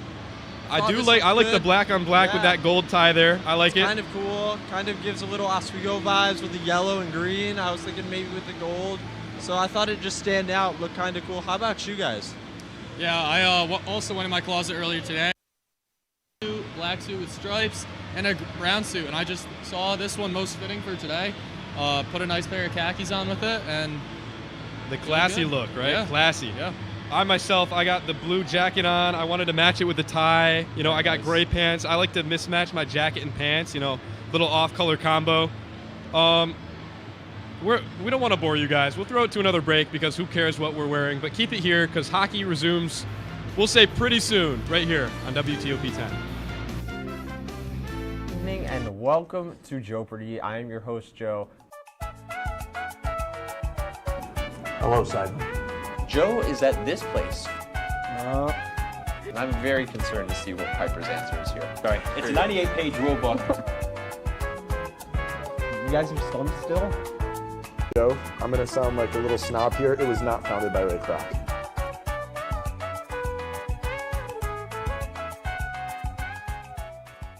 So you're probably wondering why the top producer of WTOP's new hit, Oswego Liza, is currently juggling Taco Bell right now. That's just because I don't just know ball, but I can play it too.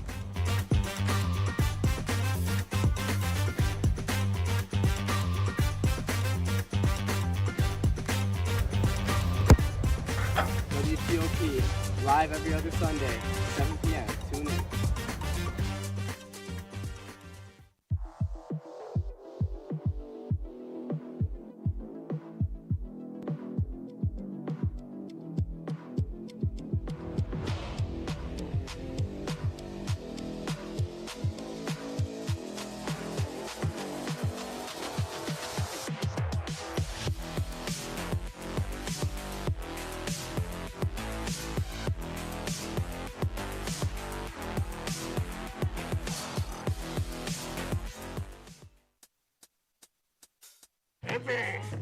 I had to eat a raw egg on Chris's dormitory floor.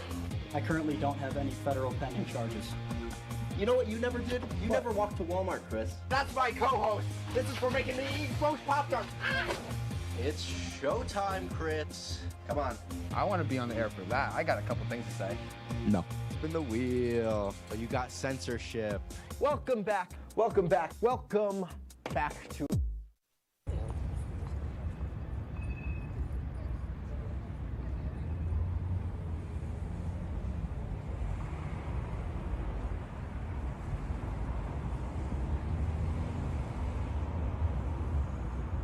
If you like action, romance, If you're watching this, and highbrow humor, what surface is this? Floor. Minch did not legitimately put his head in the toilet. there's only one place to turn. No!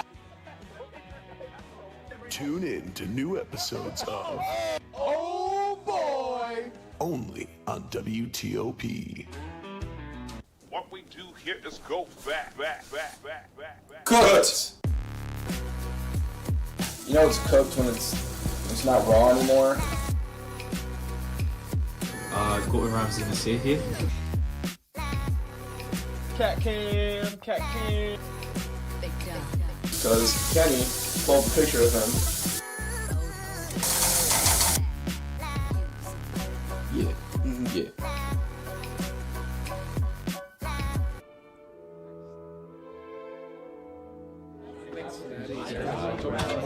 Get rid of all the questions.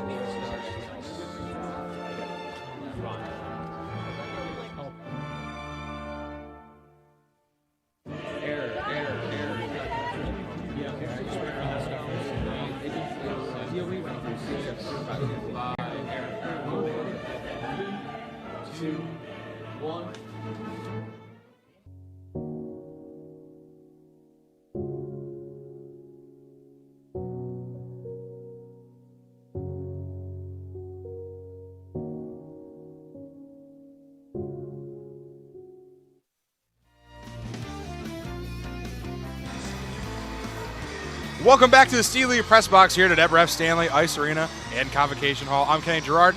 This is James Fitzpatrick. And, well, James, you know, we mentioned it early on that some weird things were happening. A ref got hurt, da-da-da-da. I have never seen glass break. That was a very interesting end to the first period. Technically not, though. So here's how it's going to go. The teams are going to play 45 seconds of the first period, what's left, play it out. Oswego still has 1 minute and 9 seconds on the power play. Then after the 45 seconds expires, they'll start the clock back to 20 minutes. They'll switch sides, and we'll start the second period of action. Definitely a weird start to a period, and unfortunately, in my opinion, for Oswego, that really does kind of hurt the power play. Yeah, absolutely. They can't have the full power play now, especially, you know, what happens if they're cycling around the zone when that 45 seconds expires. All of a sudden now the faceoff's going back to center ice. I mean, that really just kills their whole power play. Might even kill their momentum. They just got to stay strong with it. And both teams really digging for momentum at this point. It's been a lot of back and forth, and as you said, Canton was generally sloppy around the blue lines going into this game, but they have been phenomenal out there so far, and I think they played a really good game against a very tough Lakers team, and now going to be a very interesting start to the second quote-unquote period, but we'll call it the first for now. Yeah, I mean, they have their work cut out for them. We know the Lakers are a good second period team. They're known for their comebacks. They obviously don't have to come back right now. It's a 0-0 game. But the Lakers are a good second period team. They haven't really had the first periods down pat recently, except for yesterday, of course, where they scored 5 goals. But other than that, I mean, they've really had slow starts, and now all of a sudden it's a 0-0 game. For Canton, you want to score in those first periods, and you kind of, you might not be very confident going into the second period right now. Absolutely. And, probably for the first time ever in this rink, a goalie has come out and gone to the same net after the first intermission. So, again, very interesting start, a very interesting end. It was very confusing, but once they got the glass repaired, very long intermission. We're finally going to be able to get underway. We'll see exactly where the face-off happens. I'm just going to assume one of the face-off circles in the Canton zone after that. We'll find out. Yeah, I mean, there's also so many more storylines going on in this game too. Of course, we haven't really expressed the injured linesman enough. Yeah. He got hurt in the first couple minutes of the game, and he just left. We don't think he's going to come back in this game. He's not out here to start the second period. We hope he's okay, but this might be a tough game to judge, moving forward for the officials. Also, look at Gavin McCarthy. He's playing his first game in quite some time, and he's doing a good job. He's made the 4 saves that he's seen on the 4 shots. And look at Trey Miller as well. He's having a great season. He's already had a good first period, made the 11 saves that he's already seen. Yeah, looking at both of the netminders again, both having great seasons. Again, McCarthy hasn't played as much, but has been very good, and Trey Miller also has been phenomenal in this one. I mean, both of them so far are perfect. We got 5 saves from McCarthy and 8 saves from Miller, both of them with 100% save percentage because nobody scored yet. So I can't do math, but I'm good enough to do that much math. So 45.1 seconds goes on the clock. We're still in the first period, technically. Oswego has 1 minute and 9 seconds of power play. After the 45 seconds expires, teams will swap sides, and we'll start the second period, and Oswego, if they don't score in this 45 seconds, will still be on the power play. One thing I'm noticing right now, exactly what we talked about, Ed Gosick is very unhappy about this. You can look at him on the bench right now. There's a long conversation with the officials because this hurts his power play so badly. They don't really get a full power play out of this. So I don't blame Ed Gosick for being this upset about the power play being cut short. And we talked about it before the game started, how important special teams were. And this does hurt the Oswego special team for the power play. But nevertheless, we're skating off to the far side face-off circle in the Canton zone, right where that pane of glass broke, as we resume the first period of action here in the Deb. Face-off underway, Oswego 5-on-4, still on the power play as we get the first period of action back underway. Ever said that before? Never. That's the first time. Face-off goes to the Roos in their own end, and they'll have it with Freifogel. They'll get it out of the zone, and the Lakers will chase it. Here's a chance, shorthanded now, though, in front. Backhand shot saved by McCarthy. And Kringle was rushing down, one of the X factors in this one, and he was trying to get one shorthanded. Again, talking about how much this hurts the Oswego power play. We almost saw it really hurt them there shorthanded. Yeah, I mean, we've seen Canton fly throughout the first period as Pringle's battling Nicholas Moore before getting off the ice. Here comes McQuaid now near the faceoff circle. Shot! That goes off the back of the net, not in it. Lakers get it back, though, off the rebound. Pass up to Cooper near the blue line. Cooper takes a shot. Buck bounce in front. Bannister with the rebound. Doesn't take the shot. Looks for a pass. Gets poked away by Freifogel. And it's up at the blue line to Cooper. He'll pass it back around the boards. And that will end the first period of action. Finally, after a very long intermission. This is weird. I feel like we should be wrapping up and going into a break and blah, blah, blah, blah. But that's not what's going to happen. We have 20 minutes back on the clock. The second period is about to get underway. Goalies will switch sides, and we'll switch which way we're going, and 24 seconds left to the power play. Yeah, you know what? That was an eventful 45 seconds. It was. I mean, first off, the breakaway by Pringle. He tries to go through the 5-hole of McCarthy.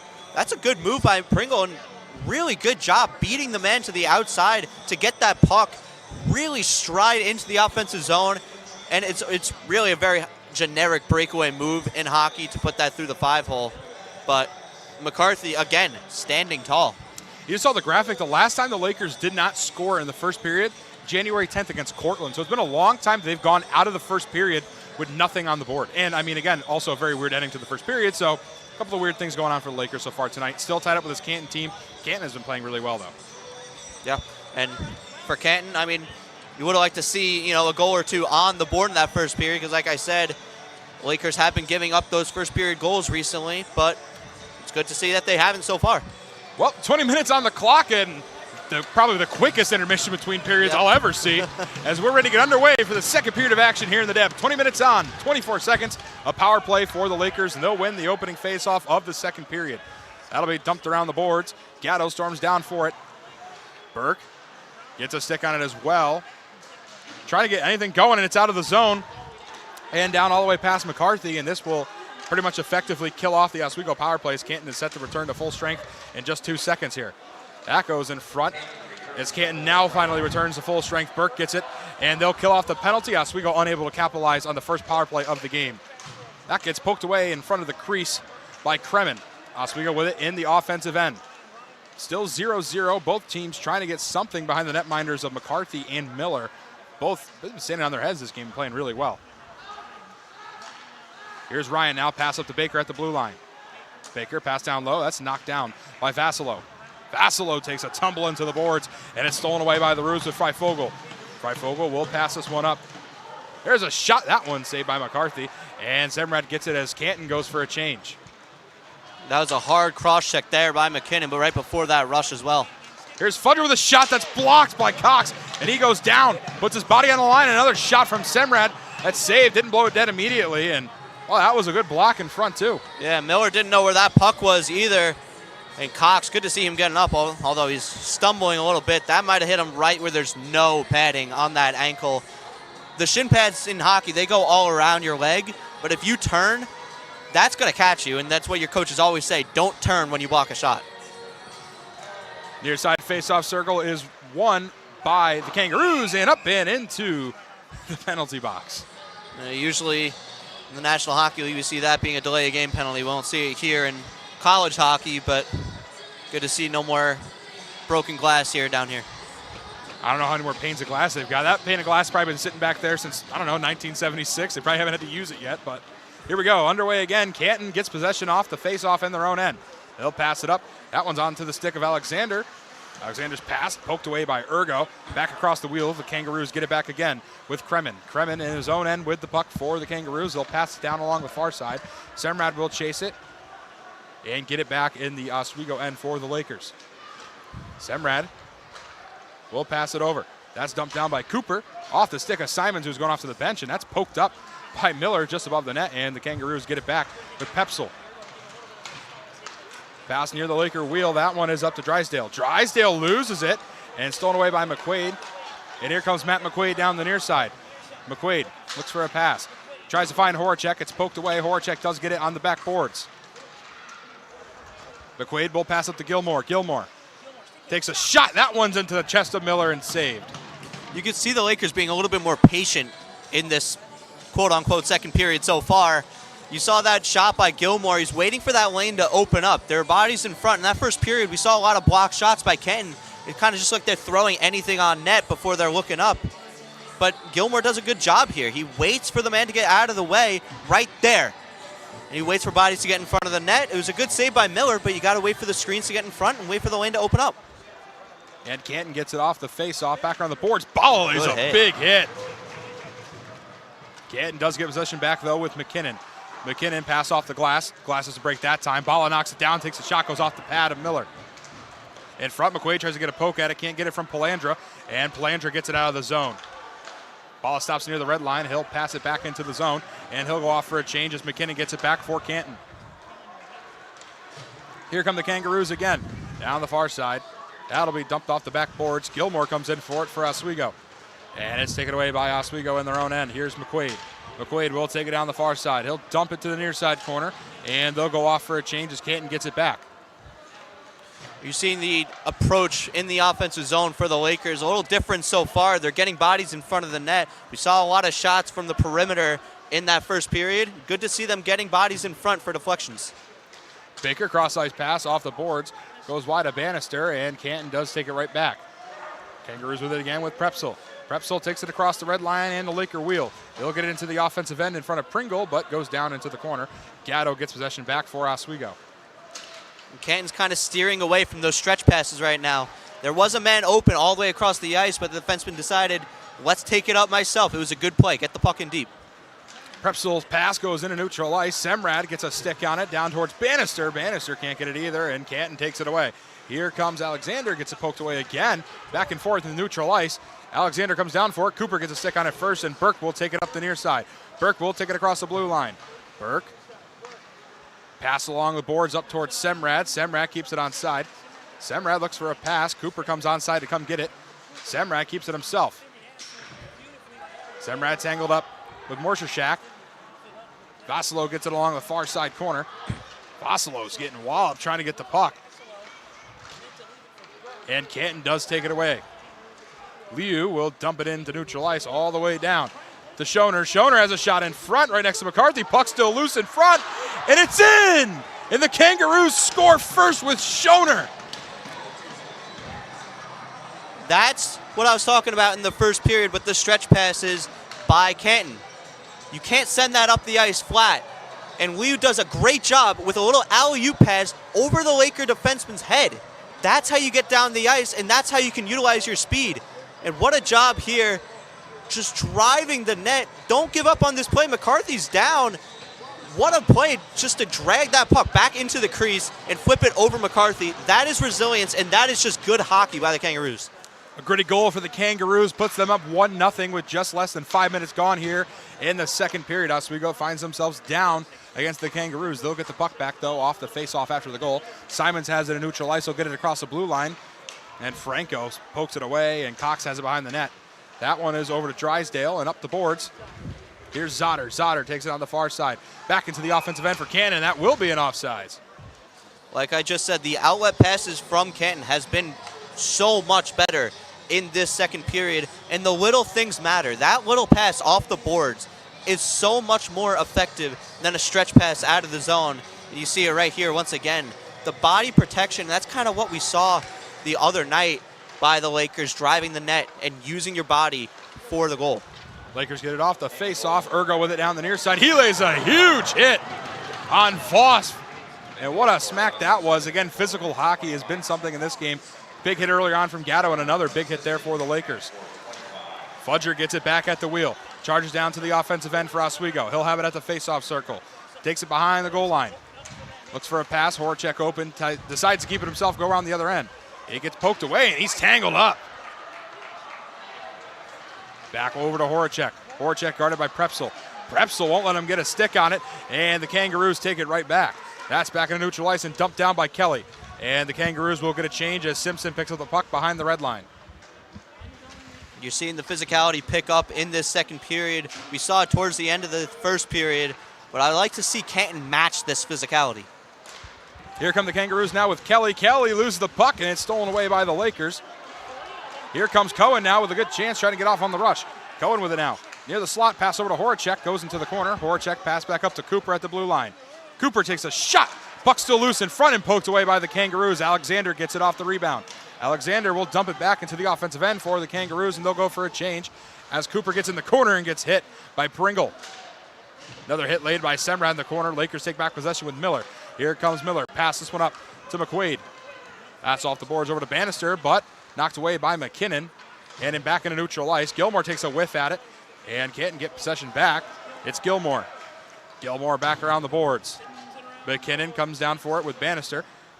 Kangaroos with possession for now, back into neutral ice. And that'll be chased down by Bala. Bala's followed behind by Sassenberry. Sassenberry almost wins the leg race, but enough Lakers there to recoup the puck.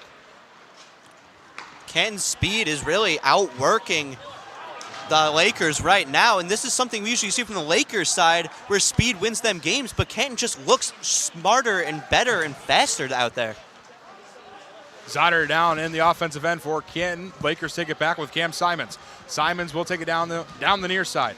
Simons tangled up with Drysdale. Drysdale steals it away from Simons, and Prepsel will pass it up past Zotter and into the corner. Baker will chase it down. Baker has Franco behind him. That's over to Fudger. Fudger gets it over to Ergo. Lakers struggling to get it going into the offensive end so far here in the second, and the Kangaroos have been playing quite dominant against the Lakers so far to start off this period.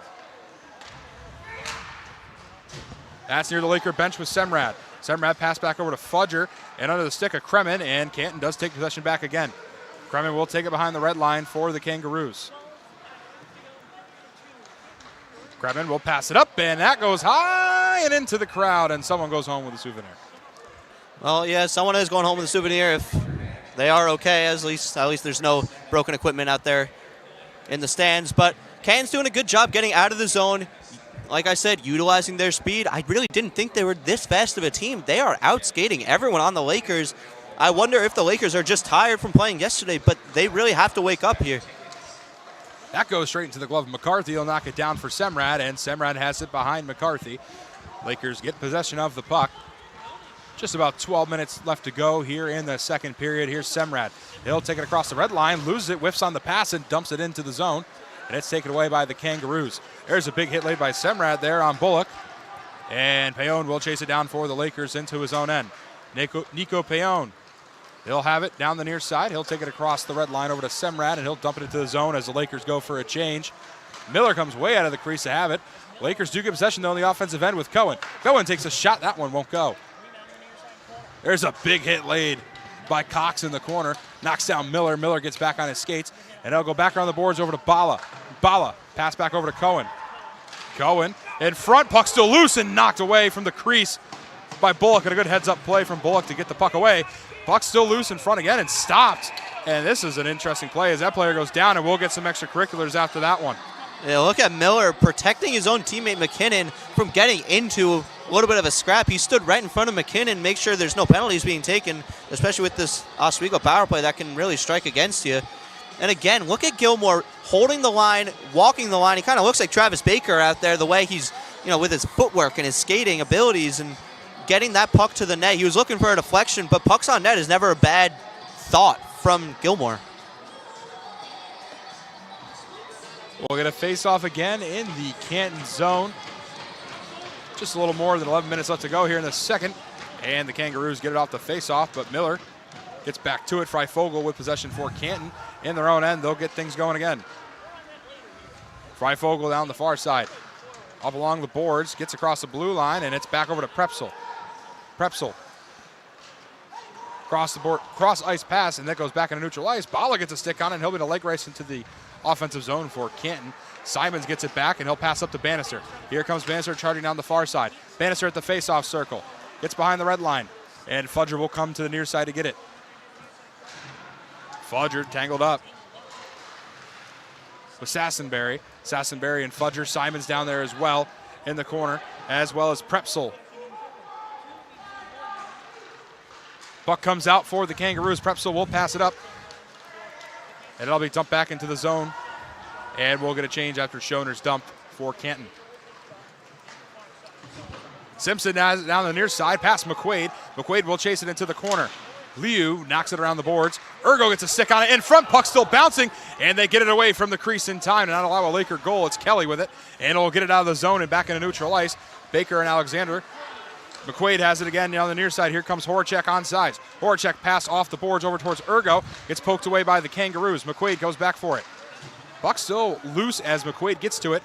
He'll be met by Morshashak on the back boards. Morshashak and McQuaid. McQuaid goes down. And that one gets into neutral ice. Canton gets it out of the zone. Vassilo gets back on his skates trying to get the puck back. Alexander and Vassilo tangled up and back into the offensive end for Canton. That is shot right into the chest of Gavin McCarthy. Yeah, the 9th save of the night for Gavin McCarthy. And I really like Canton's game this period, just getting pucks on net. First off, they're getting through the neutral zone so much easier than we saw. And the Lakers are kind of just backing up and playing a little bit of a trap and letting them get these pucks on net. And also this physicality and this smart defensive play by Canton. You saw there, that's a good save by Trey Miller. That was a huge shot right off the face-off. That one went right off of the netting and didn't go in. Good chance there for Canton off the face-off. They'll get it again, though. Shot. That one goes off the glove of McCarthy, and they'll get that out of the zone. And it looks like it's going to go straight into the penalty box. And like I was saying, that save by Trey Miller was a good one. That's really the first great opportunity that Canton's led up this period. The Lakers are doing a good job getting bodies to the net, but they have to find a way to finish them. We'll get a face-off again in the Oswego end. As you mentioned, yeah, Canton has made great opportunities for themselves in this period. Oswego, they got to make some of their own here, though. Yeah, and they have to utilize their speed. We know that they have it. We're just not seeing it. Puck stays in the face-off circle, but the Lakers do get it off the face-off. Semrad with it now. He'll take it himself down the near side, passing it up to Simons. Simons dumps it down around the boards. McKinnon gets laid out by Ergo, and Ergo gets it back, pass in front, nobody there for it. Fudger picks it up, and it's back to Cooper. Cooper will wrap it around the boards again. Ergo will chase it down. It's up to Semrad. Semrad can't get a handle on it, and it gets back to Ergo. Fudger gets it right in front. Shot. Puck still loose and rebounded by the Kangaroos, and they'll try to get out of the zone, and they will. So it goes under the stick of Semrad. Ergo will chase it down to the offensive end of the Canton Kangaroos. He goes down going for it. Pass off the boards is up towards the Lakers. Here comes Gatto. Gatto down the near side. He'll get it at the face-off circle. Backhand pass. Nobody there for it. And the Kangaroos come back for it. Lakers poke it away again. Backhand pass from Bannister down towards Gatto. Gatto with possession of the puck. He'll pass it back up. Here's Payon. Shot. Puck still loose in front for the rebound. Bannister can't get a stick on it. Tangled up again with Pollock. That's up to Gilmore at the blue line. Lakers putting on some heat. Pass to Bannister. Looks for a lane. Takes a shot. Goes wide. A couple of good opportunities there for the Lakers, and able to capitalize on any of them yet. Is that one will be blown dead. That looked like it hit the stick of Dylan Pollock right in front of the net. I mean, Bannister had a wide open net, and what a play by Dylan Pollock to block that one off. You can see it right here. Bannister, the drag, the patience. Like I was saying before, the patience matters, and what a block by Pollock. Good defensive play from the Kangaroos. Pringle wins the face-off. Simpson charges down for it, and the Lakers will get it back in their offensive end. Still down 1-0 with 7:50 left to go here in the second period of action. And the Kangaroos get it out of the zone with Kelly, and Oswego takes it back. Here come the Lakers now with Simpson. Simpson down around the boards into the near side corner. McQuaid gets a stick on it near the face-off circle. Looks for a lane, passes over to Simpson. Simpson back over to McQuaid. McQuaid takes a shot. Puck still loose and bounces towards the boards on the near side and back down to Cohen. Cohen wraps it back around the boards over to McQuaid. McQuaid loses an edge with the puck, and it's over to Baker. Baker keeps it on sides, and the Kangaroos trying to steal it back, and a neutral ice it will go. It'll force a reset anyway, but here comes Pringle. Pringle gets stolen away by Simpson. Pringle and Simpson tangled up for it. In comes Kelly for the Kangaroos, and Baker as well for Oswego. And Simpson pokes it out, and the Lakers get it back in their own end. Simpson and Baker are a very good D pair, and you saw the recovery by Simpson to make up for Baker's mistake at that blue line. That could have been an on-man rush the other way, but Simpson did a really good job to get back. Cox with it now. He'll pass it up down the far side for the Roos. That's dumped around the board by McKinnon. McCarthy comes out of the crease, passes over to Cooper. Along the boards it goes again. Ryan gets a stick on it. So does Sassenberry. And out of the zone it goes, back into the offensive end for Oswego. Cox and Ryan chasing down into the near side corner. There's a big hit on Cox from Ryan. Vassilo with possession, poked away and stolen away by the Roos, and back into the Oswego end. Cooper chasing to the corner, lays a big hit on Zotter, and Zotter and Cooper tangled up for it. Semrad comes away with it. There's a shot from Canton, though. And Schoner has it down the far side. Schoner makes a move. Looks for a pass, stolen away by Vassilo. Here comes Vassilo now in neutral ice. He'll dump it into the corner, chase it. He'll be followed by Kremen. Kremen loses an edge going for it. Vassilo with possessions over to Bala. Bala takes a shot. That one goes wide. Simons in the corner now for it for Oswego. Simons and Fudger tangled up with Drysdale. Fudger comes away with it. Fudger on the near side corner. Back around the boards over to Ergo. Ergo with it now in front. Gets poked away and gets tripped by the goalie. No call there, and Canton gets it back. That's another good shift from the Lakers line of Simons, Fudger, and Ergo. We've seen them so much through this game. Here's a chance for Canton now. Shot goes blocked in front, and the Kangaroos get it back in the offensive end. Another shot that's blocked by the Lakers as Ergo comes off the ice after the block, and the Kangaroos will dump it back into the zone. McCarthy comes out of the crease for it to set it up over to Gilmore. And like I was saying about that line, we see them more and more throughout every game. Good depth wins championships, and that's what the Lakers have. If they can use their depth like they are going to go far. Bala will dump it around the boards past Miller, and they'll go for a change of their own as Canton gets possession back in their own end. Morshashak will pass off the boards. Simpson keeps it on side, though, for Oswego. Pass is broken up again. into the corner. Simpson goes down as he's hit from behind by Liu. And that's what we talked about from Liu at the top of the show, that he can lay the body. He's that shutdown defenseman. He's going to punish you anytime you get the puck, whether it's on the boards or in open ice. Baker's pass goes wide to McQuaid and all the way around the boards. Horacek with it now. Horacek pass back towards McQuaid, poked away and stolen back by Pollock. Here comes Pollock now for Canton. Canton goes past Semrad. And here's Bullock. Back over to Voss. Voss pass behind the red line over towards Pollock. Pollock's met up in the corner with Cohen. He lays a nice hit as Cohen gets it back over to Baker. Canton picked up the physicality in the past few minutes. Cox chasing down with Ryan. Ryan and Cox in the corner. Cox gets it stolen away by Cohen. Lakers have it again, the offensive end, calling for a pass to Semrad. Doesn't get it. It's up to Cooper. Cooper looks for a pass down to Semrad, takes a shot, he scores! Drake Semrad pops the water bottle, and we're all knotted up. The Lakers have been using the east to west passes throughout this second period, and that's what's getting the goalie moving. Trey Miller's never going to make that save across the ice. You look at the patience from Cohen, the patience across, and what a shot right to the top shelf. Miller will never make that save in 10 tries, even if he knows it's getting across. It's an impossible save for a goalie to move right to left like that and expect him to make the save. Beautiful play, pass, and shot from the Lakers. That knots things back up at 1-1 with 3:38 left to go here in the second period. Looks like an equipment issue with Trey Miller. But again, that's what we were talking about earlier in the show, that the Lakers love utilizing the east-to-west passes and getting the goalie moving. This is really the first time we saw it really work, because Canton's doing such a great job defensively in their own end, especially in this second period. But finally, they're able to pot one with a wide-open net. Well, now that we're all back to 1-1, I mean, what does each squad really got to do to come away? I mean, you got to score another goal, and it seemed to be difficult to get one in this game. Yeah, I mean, especially for Canton, too. You knew the Lakers were going to explode eventually. It'd be a tough task for Trey Miller to shut out the number 4 team in the nation. But for Canton, you got to just stay on your horse. They've played really well, in my opinion, getting on the puck, getting in on the forecheck, breaking up plays, making better passes. If they can just keep that up, they will be fine in this game. Could be a huge victory for Canton if they can pull it off. They sit at 9th place in the SUNYAC. And what's different about the SUNYAC this year is now that we're up to 10 teams, 8 teams total make the playoffs. Nobody gets a bye. Everybody plays on Wednesday night. Everybody's got to win 3 games. They want to be SUNYAC champions. With a win here, Canton could put themselves in playoff position. Oswego, though, still sitting at 2nd place with 22 points, only behind Hobart, and a nice sizable lead on the Cortland Red Dragons. Canton gets possession, though, in neutral ice. They'll charge down to McCarthy. McCarthy comes out of the crease, but the stop goes wide on the shot. And it goes back around.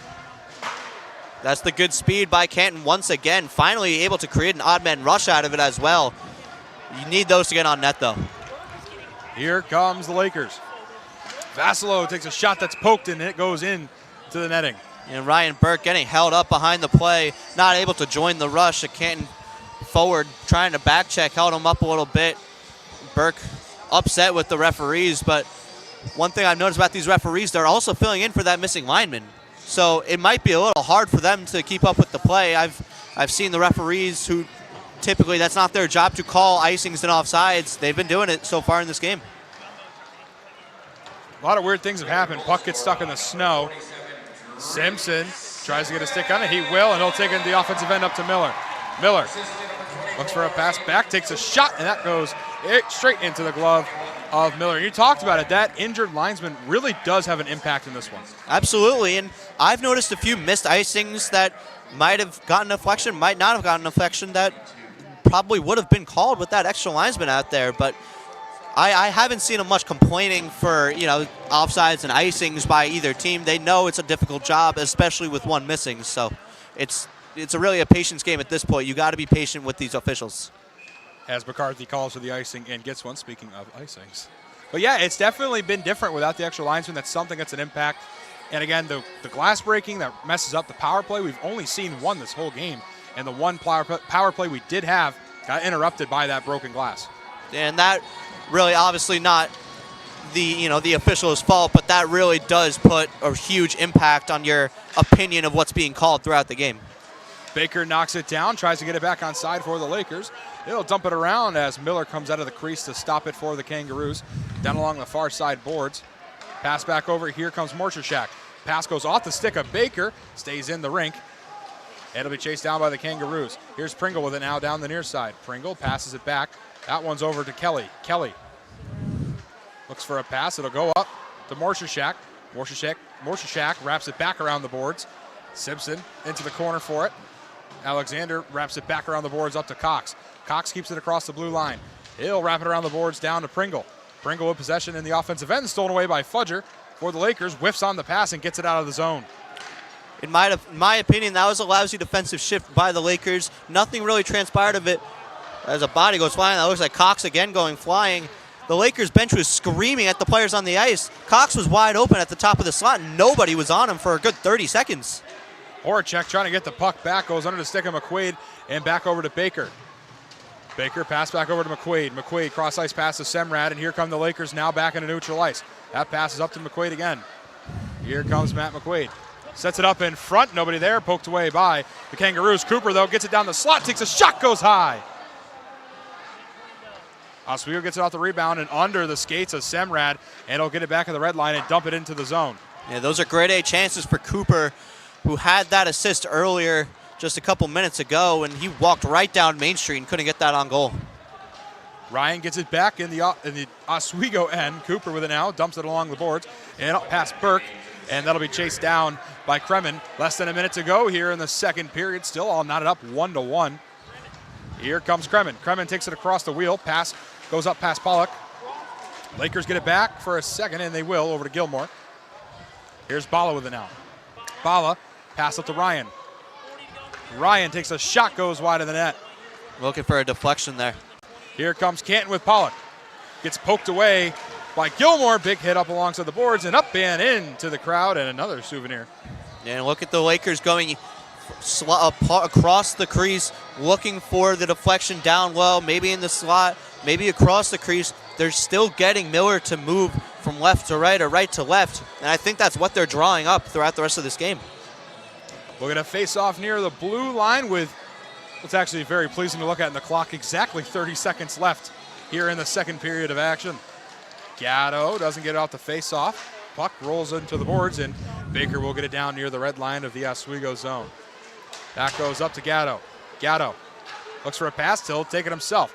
Gatto pass up past Miller. Franco chases behind him. Miller makes a move to go for it. Looks around the arm and doesn't get caught doing it, as Canton tries to get possession back with just about 8 seconds left to go. Franco gives it up. Here come the Kangaroos now with Liu. Liu looks for a pass, cross ice, goes wide to Freifogel. He'll take a shot at the last second, saved by McCarthy, and that will do it for the second period. And again, it's just been interesting. There's been a lot of weird stuff, good stuff for both teams, and bad stuff for both teams. I mean, you can go pretty much all day in analyzing this game, but nevertheless, we're still at 1-1 after 2. So, I mean, just take me through what you saw on the ice. I mean, yeah, like you said, you can analyze this game however you want. Deep down, the Lakers are playing the better game. But for Canton, you look at them and you really scratch your head, at least of how they're playing today, of how their record is what it is. I feel like they have been an overall faster team. They've really picked up the physicality. They've been able to get good grade A chances on McCarthy. And then it's just a matter of time and they'll cash another one in. And Canton, early on in the year, before we got into SUNY play, actually received votes in the USCHO poll. So they were known as a speedy and good team earlier on in the season, and it seems like they're starting to show that again against the number 4 team in the country, the Oswego State Lakers. That's going to do it for us here in the press box for the second period. We'll go to a quick break, and then you'll be joined by our second, or down to Brady. I apologize, we're going down to Brady. I thought I heard break. Brady, let's sit it down here on the sideline. What do you got for us? Drake, a beautiful goal to tie this game up. What do you guys got to do to keep this rolling and try to get a win here tonight? Yeah, just keep playing the way we are. I mean, I think we're outworking them and grinding them down low. So I think if we keep playing how we are, we'll be just fine. Gotta feel good to get a goal, I gotta bet. Yeah, feels awesome. It always does. They don't happen too often. So whenever I can, it's awesome. Yeah. All right, good luck the rest of the game. Guys? Thanks, Brady. Thanks, Drake. And after 2, it's 1-1 Lakers and Kangaroos. We'll see you guys for the start of the third period. You're watching Hockey Night in Oswego right here on WTOP 10.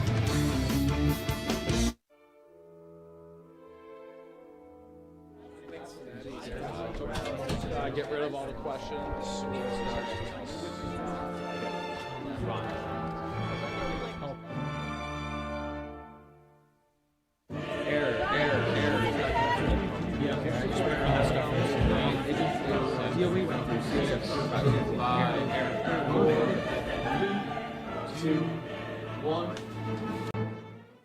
If only we had someone who could tell us what we should and shouldn't watch.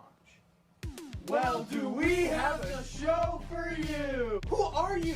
What are you doing in my bed? On Be Kind and Rewind, we will go through and review all your favorite movie franchises. And tell you which ones you should and shouldn't watch from the perspective of normal movie fans. Well, be sure to check out Be Kind and Rewind on WTOP 10.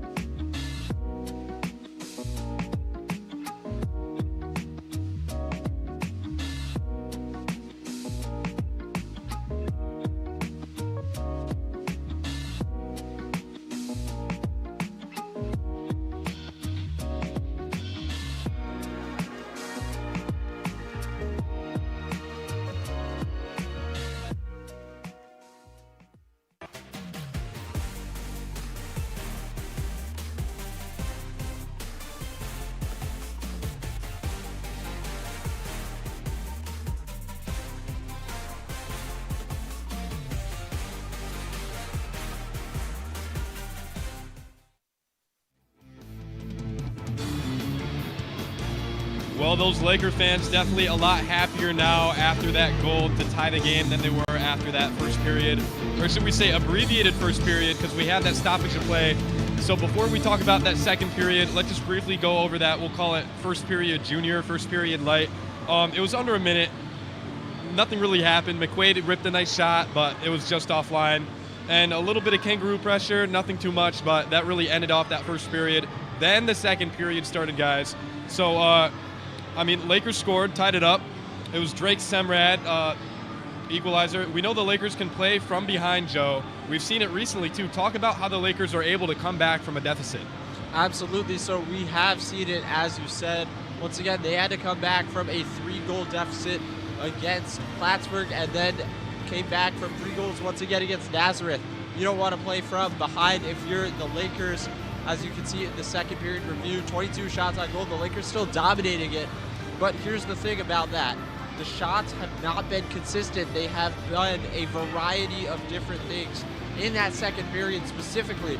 And because of that, the Lakers kind of looked a little better offensively towards the end, but it was still a struggle. They are still struggling face-off-wise as well. Canton has had their number so far. That first goal, a huge momentum shift. Absolutely. Something we haven't talked too much on, but they mentioned it in the press box briefly, Matt. We lost a linesman to injury early in the first period. Now it's 3 of them out there making up a lot of ground. I mean, they've been calling the game pretty clean, but now it's 3, they're down a guy. How are they going to cover all that ground out there?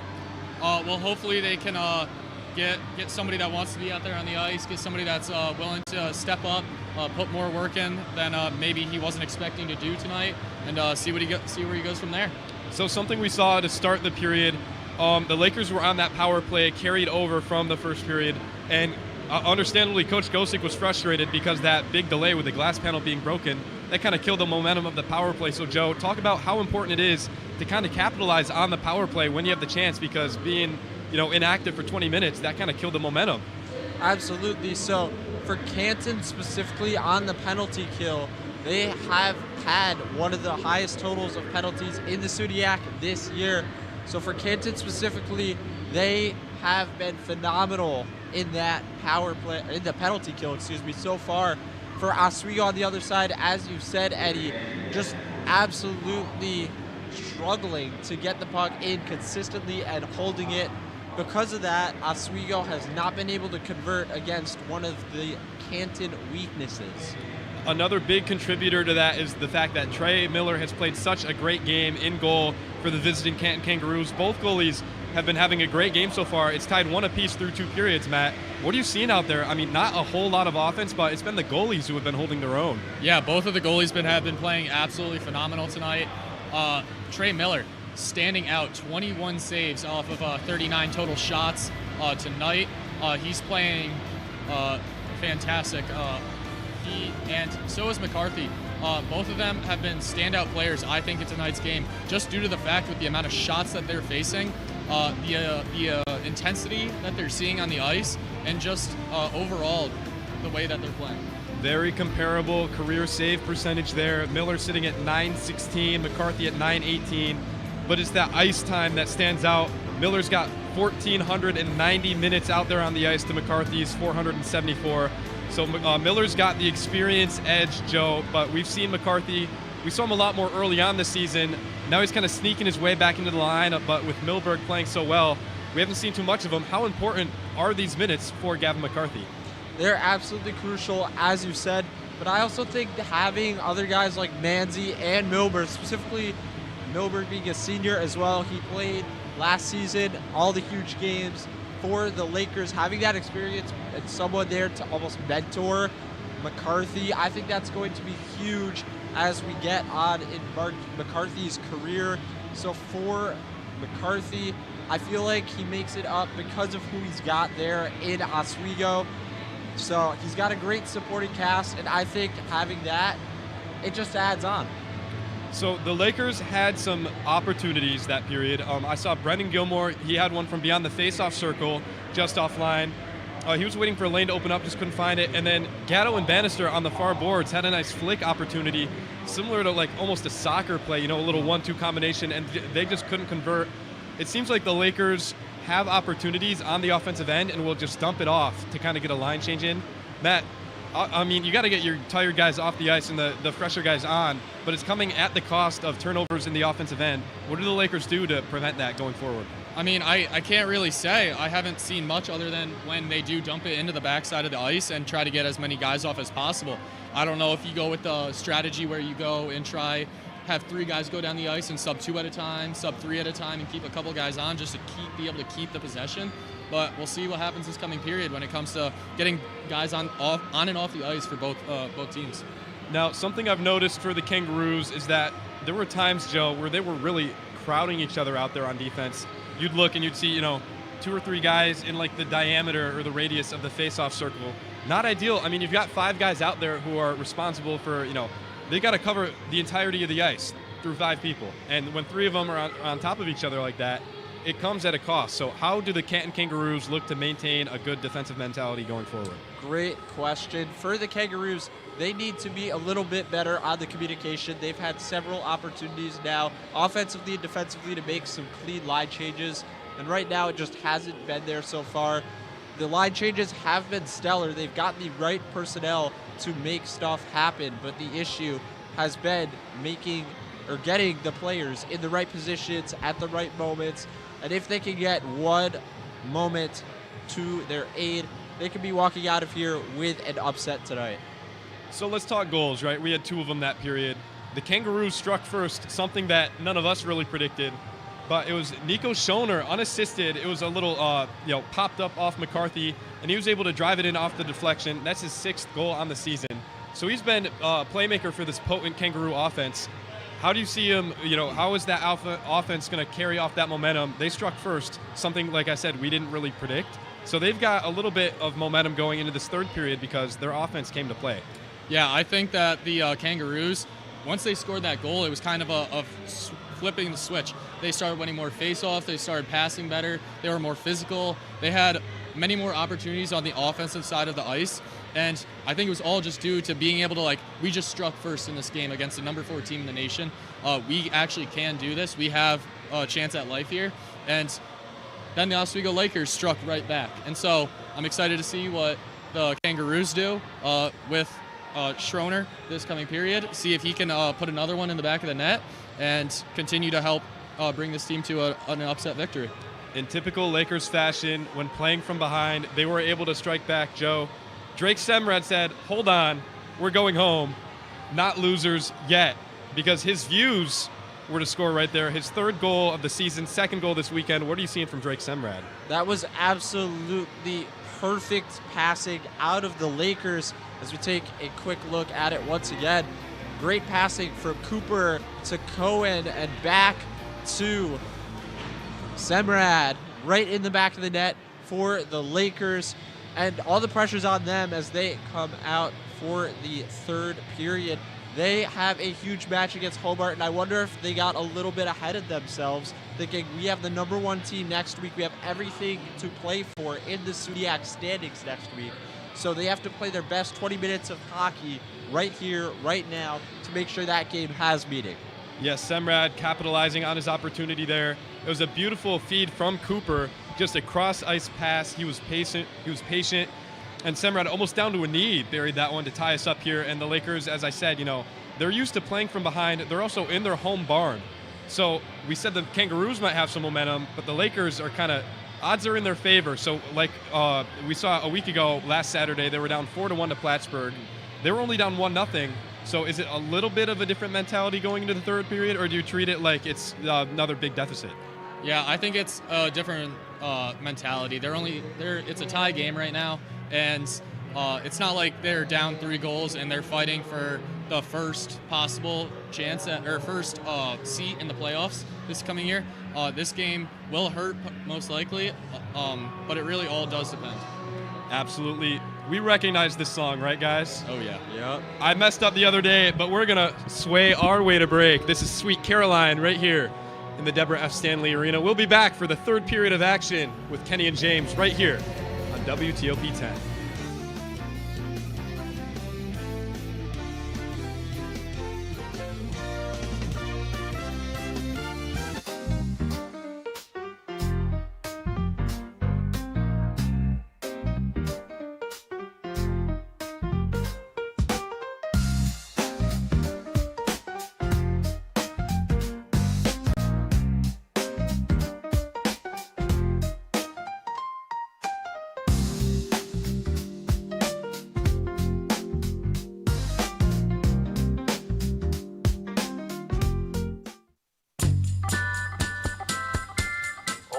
But I would have liked to see more on, Putin or something. I don't think he's very nice. He's so annoying, and he's not very funny either. He got that hot dog at one time. I don't know why he would do such a thing. I'm not sure why he's still playing a Nintendo Wii. The Nintendo Wii is so old. I've tried reporting him like 600 times, and nobody's answering my phone calls. Welcome back to the DK experience. Go back to your job. Every NFL fan I've played for the last 15 games. Maybe. Writing a letter to the NFL fans?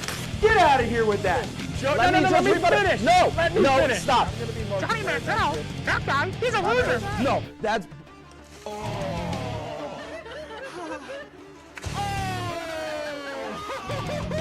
Watch the DK experience. What we do here is go back. Cooked! It's cooked when it's not raw anymore. Gordon Ramsay in the sea here. Cat cam. Because Kenny pulled a picture of him. Yeah. Yeah.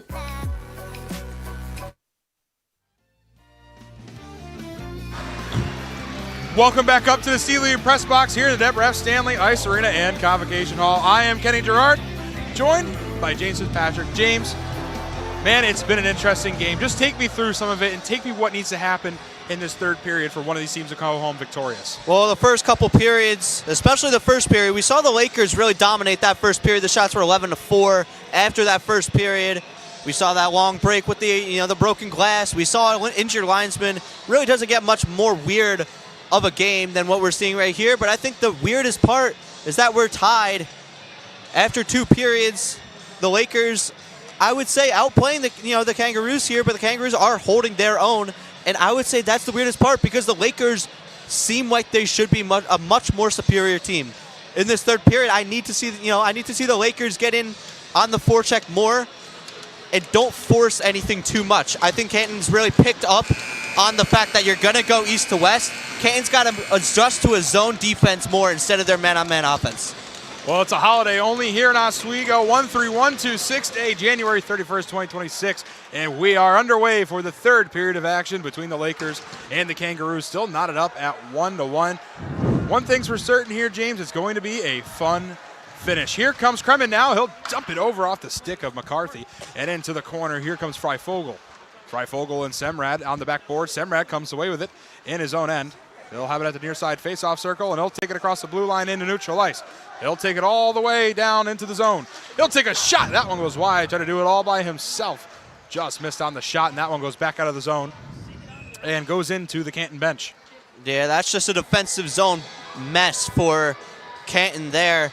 You saw a long rush right up the ice, right down Main Street. That can't happen. You got to block that shot. You got to get sticks in the lane. You know, you got to use your active stick. Put your stick in the lane in any way you can. At least break it up. Buzzer sounds, and we'll get a stoppage. Even the ref looked up at the Jumbotron like, what's going on? We'll reset back at center ice. Yeah, that would usually happen if a time issue or of some sort, you know, timekeeper buzzes, make sure we can get the correct timing down. Face-off goes to the Canton Kangaroos. And Mosher will dump it all the way around the boards. And Canton tries to get it back in the offensive end, but the Lakers do get it out of the zone. Dumped back in by Liu, and Baker has it in his own end. He'll be tangled up with Alexander. Alexander trying to steal it back for the Kangaroos, but Gatto gets to it first for the Lakers. Here comes Gatto now. He'll take it across the red line, pass up to Miller. Miller will dump it around the boards down towards the near side corner. Bannister can't get a stick on it, poked away. Miller skates past it, and here come the Kangaroos again with Pringle.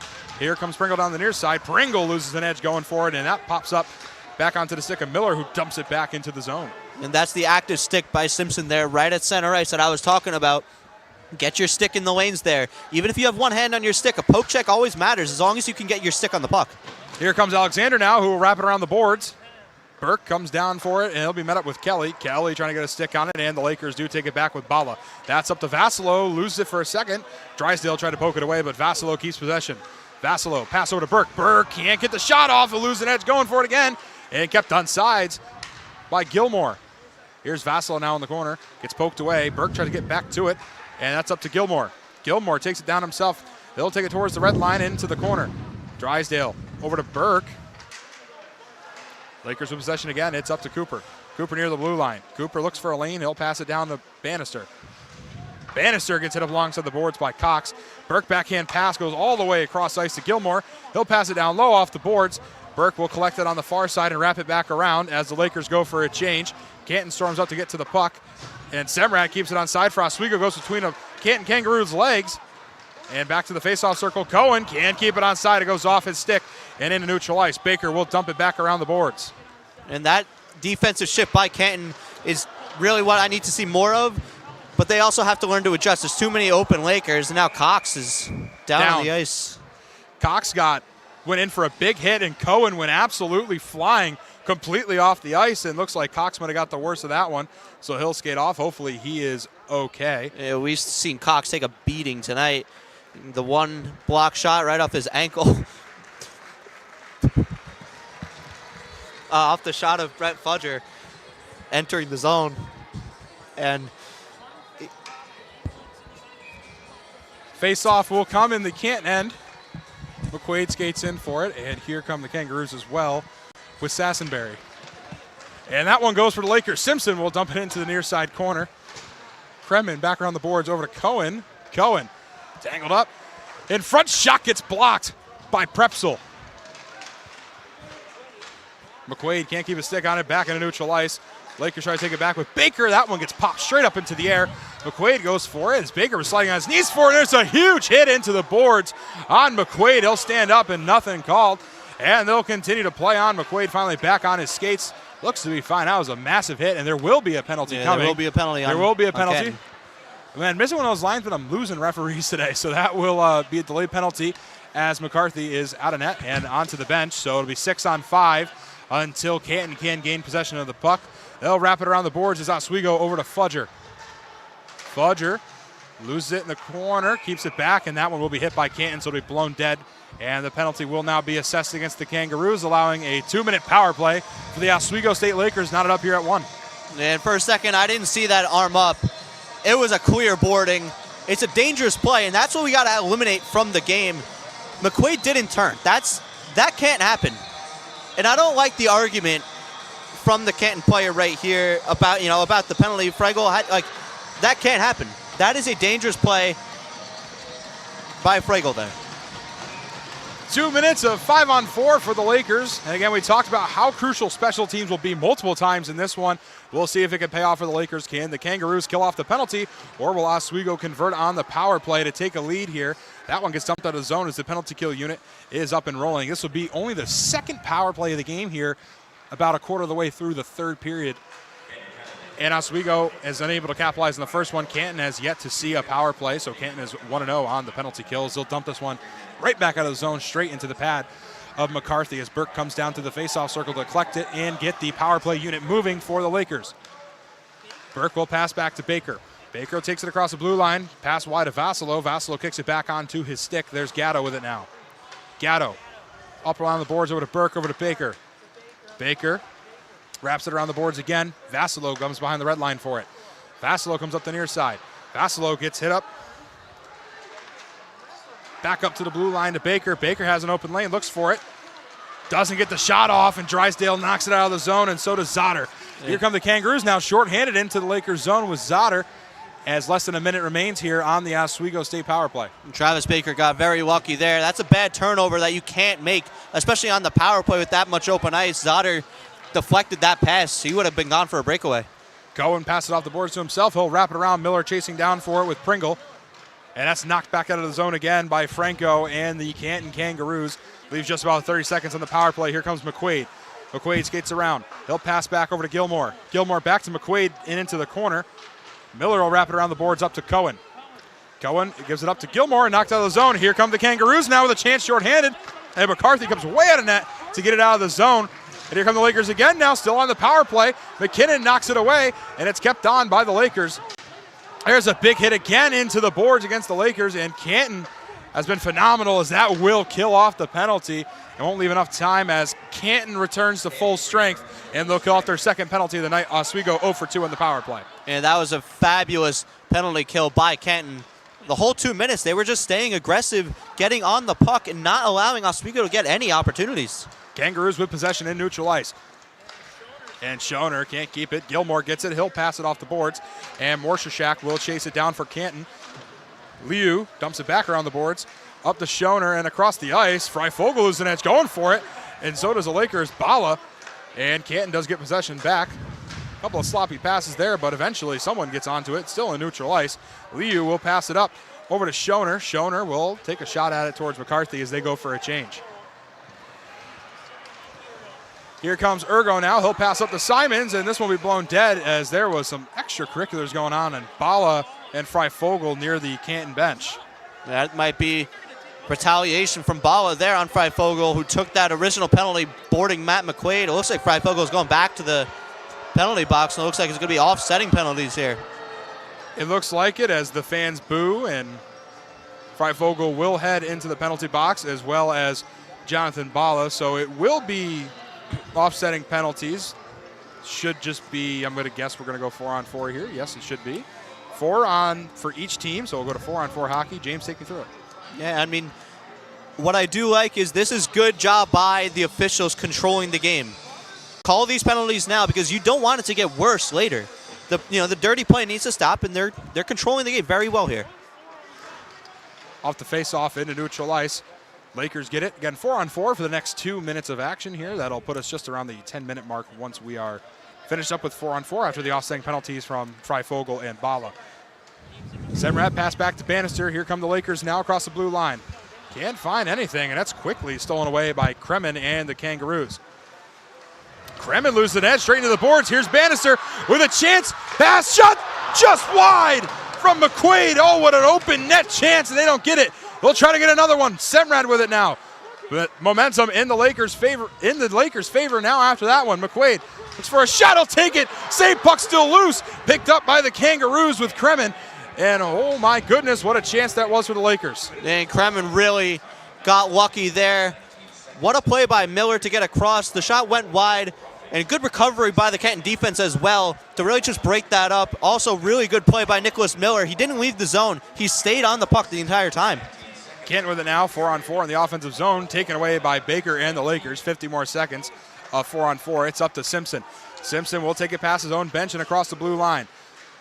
Simpson gets it poked away over to Liu. Liu will pass it out of the zone, and that one's up to Schoner. Schoner takes it across his bench. There's a pass.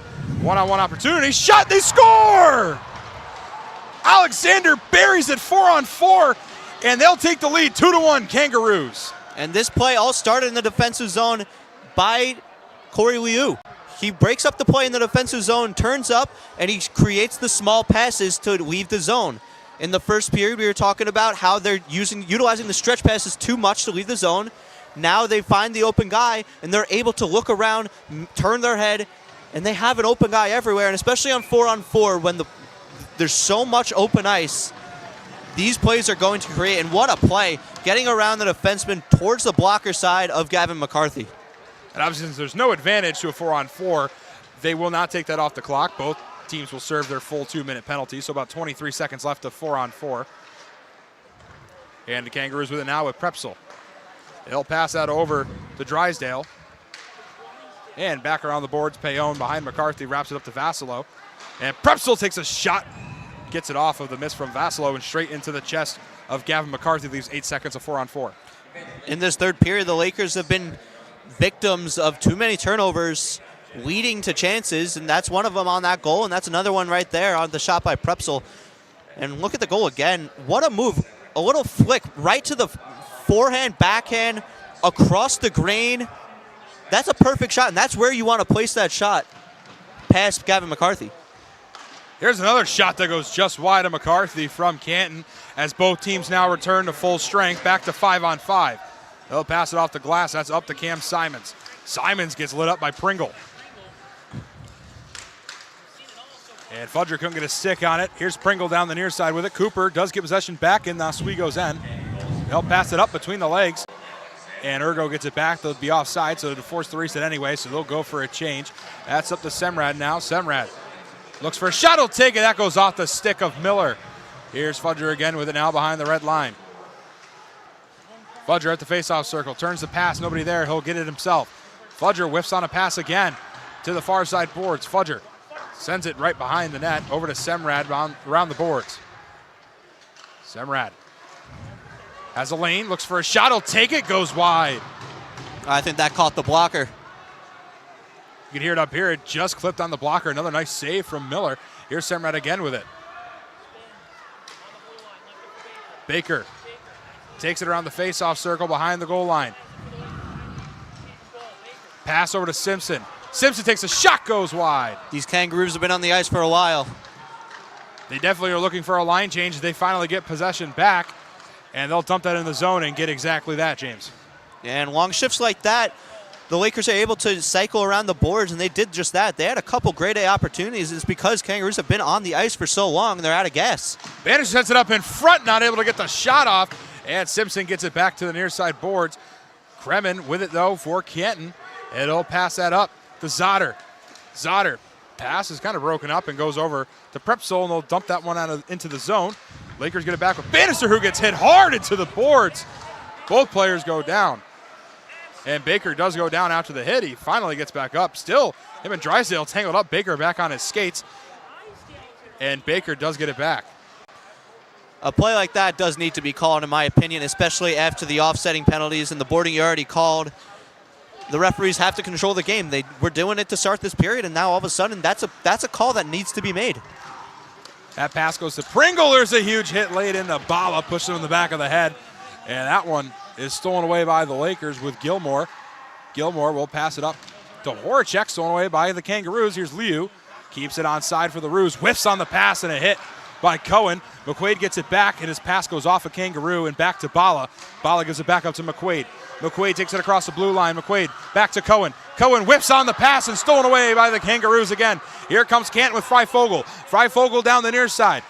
Looks for a pass. He'll make it with a shot. It doesn't go in. Liu keeps it onside again for Canton. He'll take a shot towards McCarthy, goes off his stick and into the netting. Yeah, all of a sudden we're seeing so many plays open up, a lot of open space, and especially that play by Fry Fogel. He outweights the Lakers defenseman, stops up on a dime, passes it across the seam, and that's another shot that looks like Canton really wants to utilize, going across the grain on Gavin McCarthy towards the blocker side with the right-handed shot. That really looks like what they want to utilize. And this shot, good rebound control by Gavin McCarthy, able to deflect that out of play and into the netting. And then here's the play by Fry Fogel, stopping up, getting it across, and that one just hits the post. Lakers with possession, moving down to the offensive end. They'll dump it to the far side corner. Here's Vasilov on the backboards. He'll get hit by Prepsel. Bannister whiffs on trying to get it back and does get it eventually. Ref has to jump to get out of the way, and back around the boards to Vasilov. Vasilov, that's up to Cooper, does go across the blue line. That'll force a reset. And Canton does get it back. McKinnon with it now. He'll pass up to Voss. Voss has it down the near side. Voss pass into the corner. Bannister wins the leg race and passes it over to Cooper. Cooper's pass goes low to Burke, and that's knocked back into the zone by Morshershak as Canton does go for a change. I would look for the Lakers to do exactly what Canton's been doing with those cross-seam passes. It's really what they are known to do. They're able to make those passes. They just haven't been able to so far. Kremen goes over to Ergo. Here's Ergo now with it for Oswego. His pass is intercepted. Here comes the Kangaroos with Schoner. Schoner trying to get something on a breakaway here, and he'll take it around himself. Pass goes over to Kremen. Kremen looks for a lane. Kremen passes it back. Here's a shot, goes wide from Morshershak. Kremen with it now. He'll wrap it around the board. Simons comes in for it. He'll get hit by Schoner. Alexander with it now, and that's back around the boards over towards Fudger. Kangaroo get a couple of changes, and back into neutral ice it goes. Here comes Ergo racing down for it. And Liu knocks it off the boards over to McKinnon. Here's a big hit from Ergo, and hits McKinnon to the glass, and another hit in the corner. And a couple of big hits from the Lakers. Physicality definitely picking up later on in this one. And that almost was a dangerous hit by Ergo. Looked like that elbow came up a little bit up high. McQuaid steals it away, has a lane, looks for a shot, but he's swarmed, can't get it off in time, but does get possession in the offensive end. Payon, cross-ice pass. Gilmore takes a shot. Buck still loose, goes to the rebound, and Payon gets it back. Nico Payon with it at the face-off circle, takes a shot. That one bounces away, poked away from the crease, but Cohen gets it back again. Here's Cohen at the face-off circle. Pass over to Horacek, goes wide, and off the boards, and Drysdale gets it back for Canton. Here comes Drysdale, who wraps it around the boards. McCarthy comes out of the crease to stop it and give it up to Gilmore. Drysdale racing down behind Payon to try and steal it away. That goes back over to Gilmore. Gilmore with it now for Oswego. Pass up to Horacek on the far side. He'll wrap it around the boards as Miller comes out of net 2 to stop it. Here come the Kangaroos again. Canton moving down ice. Here's Kremen. Kremen across the red line and across the blue line. Kremen looks for a pass. He'll pass it off the boards to himself. Back down into the corner. Over to Kelly. Kelly wraps it around the boards to Pringle.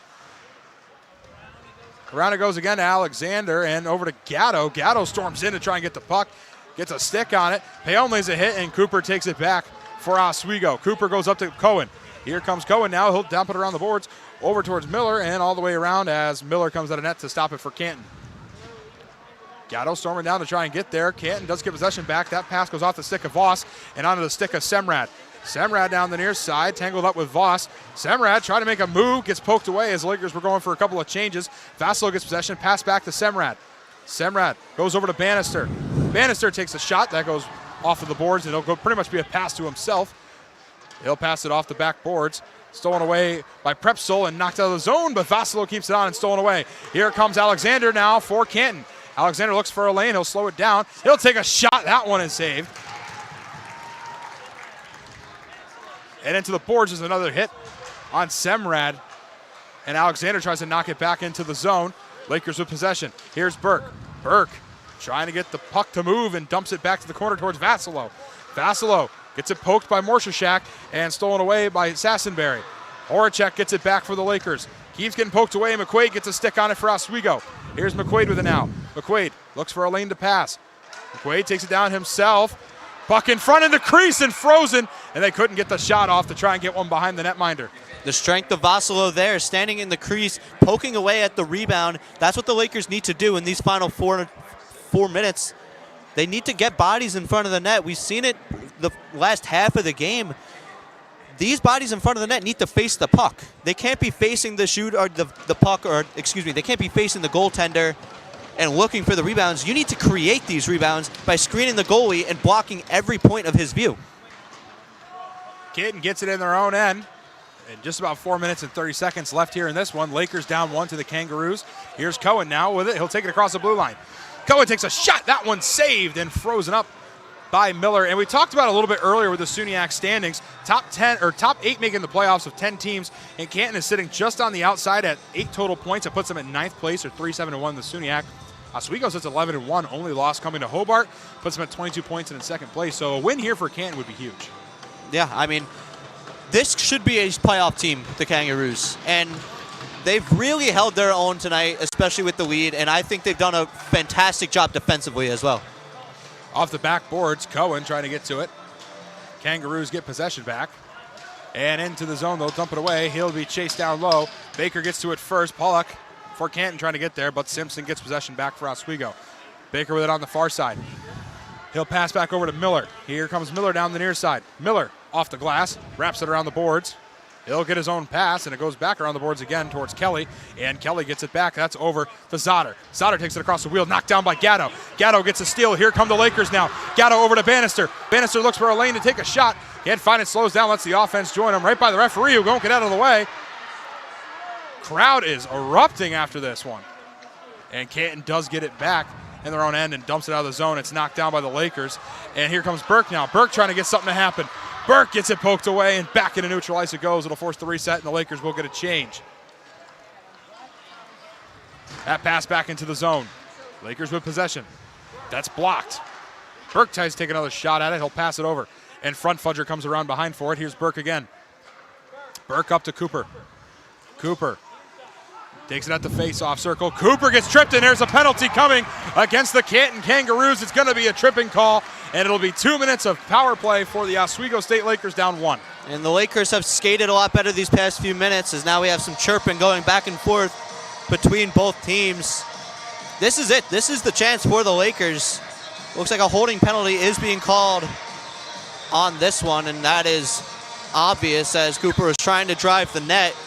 This is it. This is the Lakers' chance to tie the game right here. 0 for 2 on the power play so far. The last one we saw nothing out of. They need to move the puck better in this one. And it all starts with this faceoff by Ryan Burke.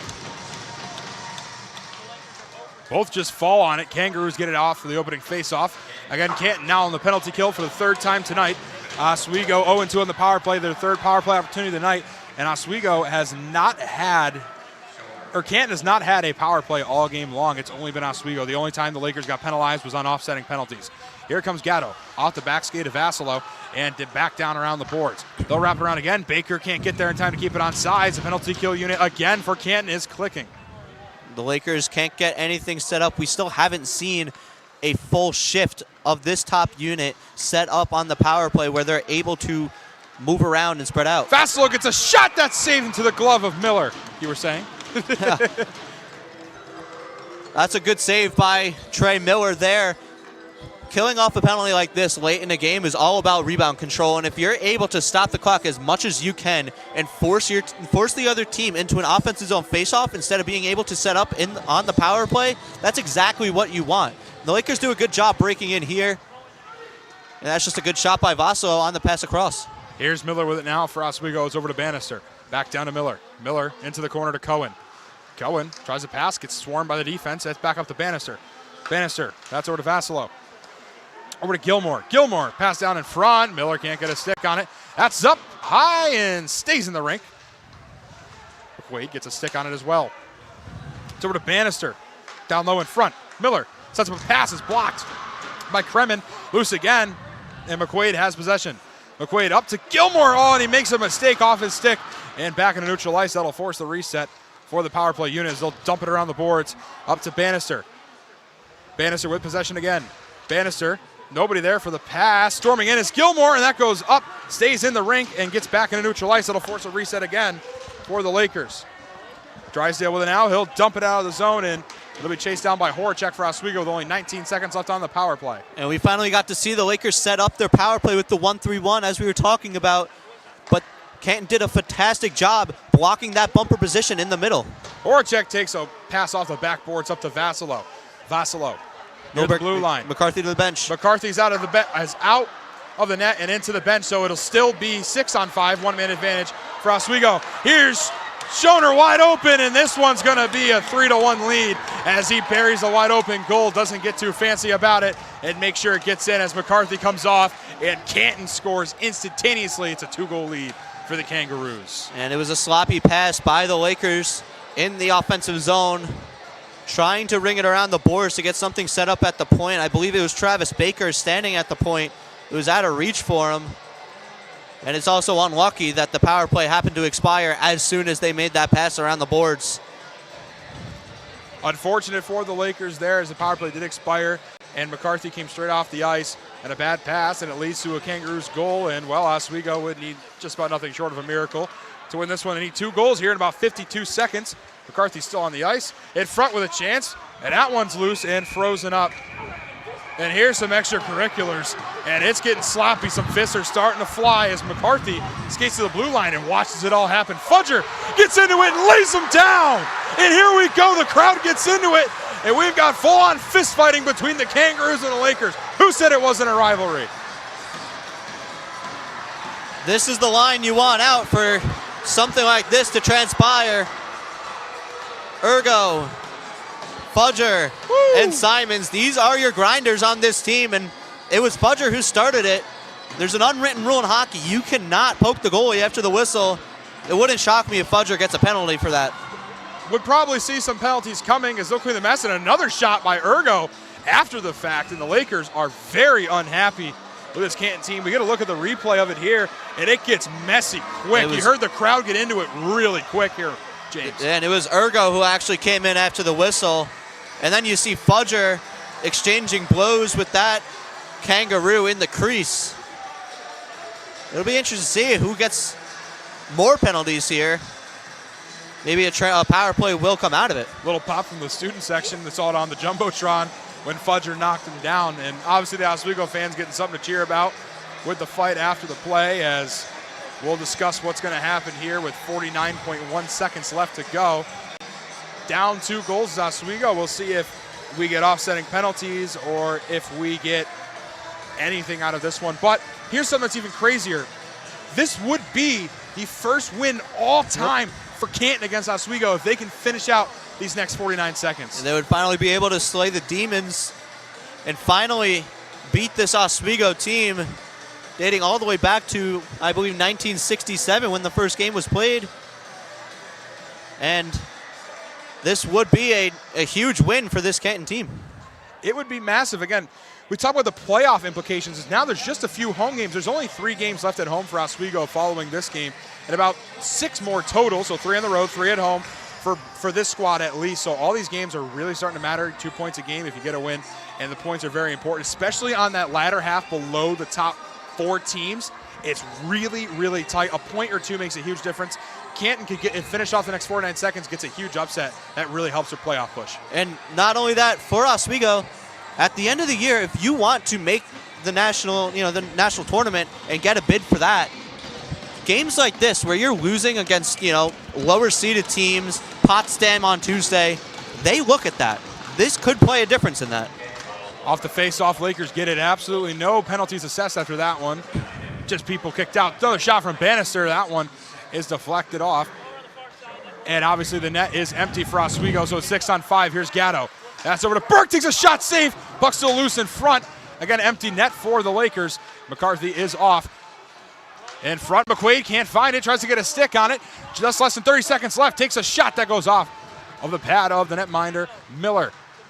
Into the boards again. Bannister comes down for it. Here's Pringle now. He's got an open lane on the empty net. He shoots. He scores. And the X Factor, Evan Pringle. Pringle can, Pringle will. That's another goal for the Kangaroos, and this one is over. That's 18-1. 18-1. And I think the player of the game you have to thank the most is Trey Miller, especially on that last sequence. So many one-timers we've seen Trey Miller make. And when I was talking about that goal for the Lakers earlier in this game, Trey Miller could not make that save diving across. He made the exact same save on Ryan Burke. And what a job by Pringle in the defensive zone to take the puck away and ice it. And obviously Canton can just hold on to the puck as the fans start to leave the arena. And coming into this one, the Oswego State Lakers were 18-0 since 1967 against the Kangaroos, and it's now 18-1. The Lakers, number 4 in the country, fall to the Canton Kangaroos 4-1. And what a messy loss for the Lakers, and what a massive win for this Canton Kangaroos team that received votes earlier on the USCHO poll and is now putting their name back out there as they have created a huge upset, a 3-goal victory against this Lakers squad. You know what?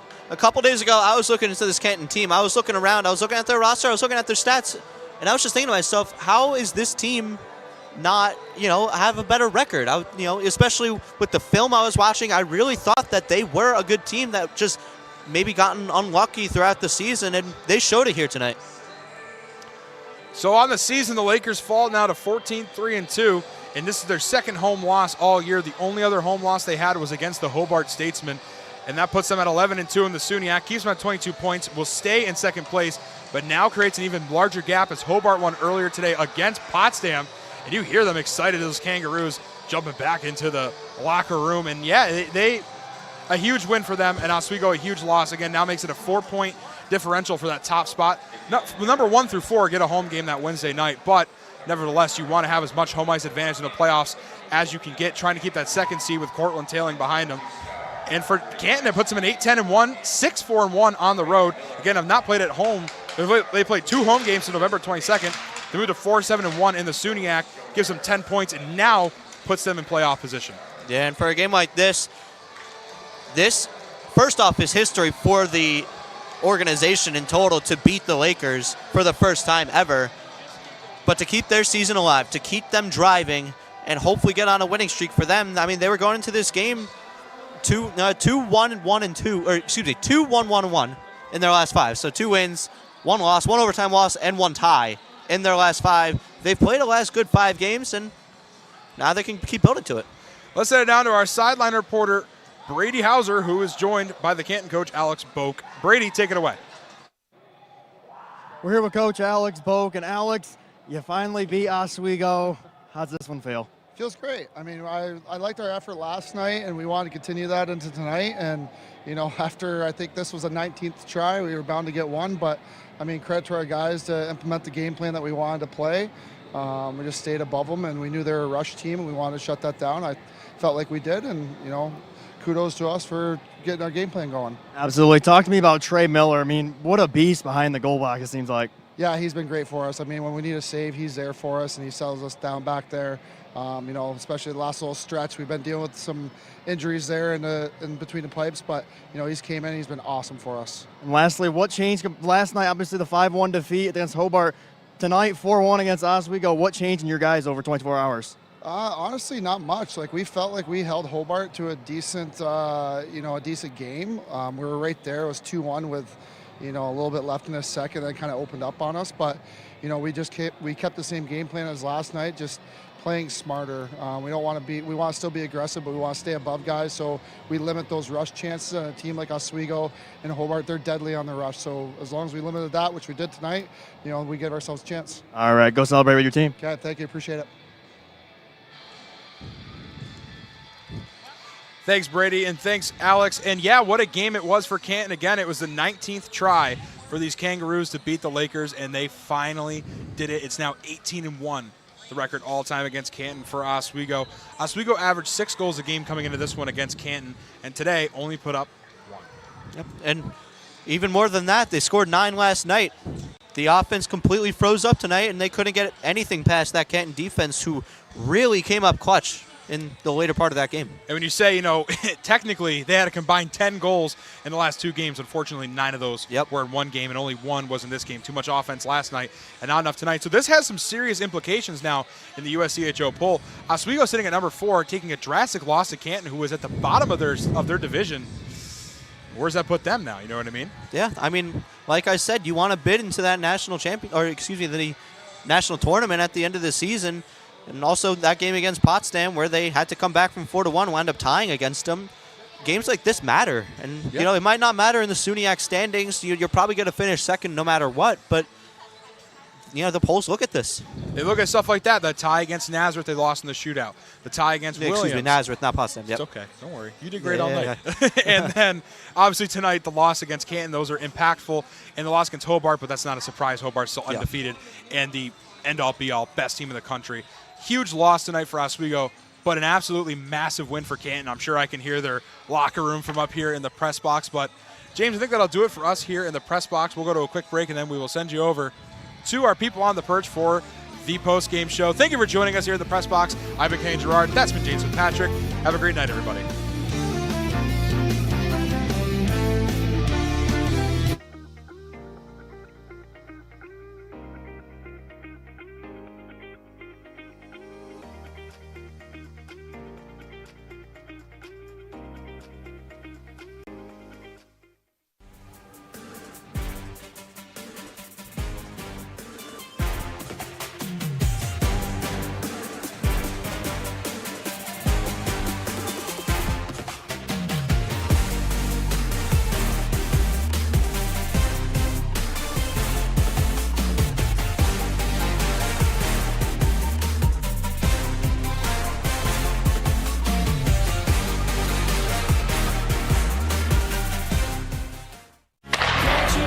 If it's hockey, It's what they score! it's on Hockey Talk. Join Rob Finger and his panel of guests.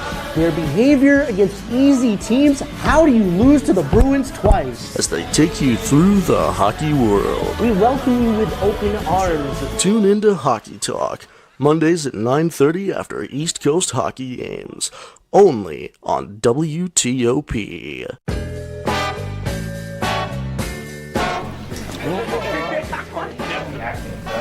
Oh boy! Come across.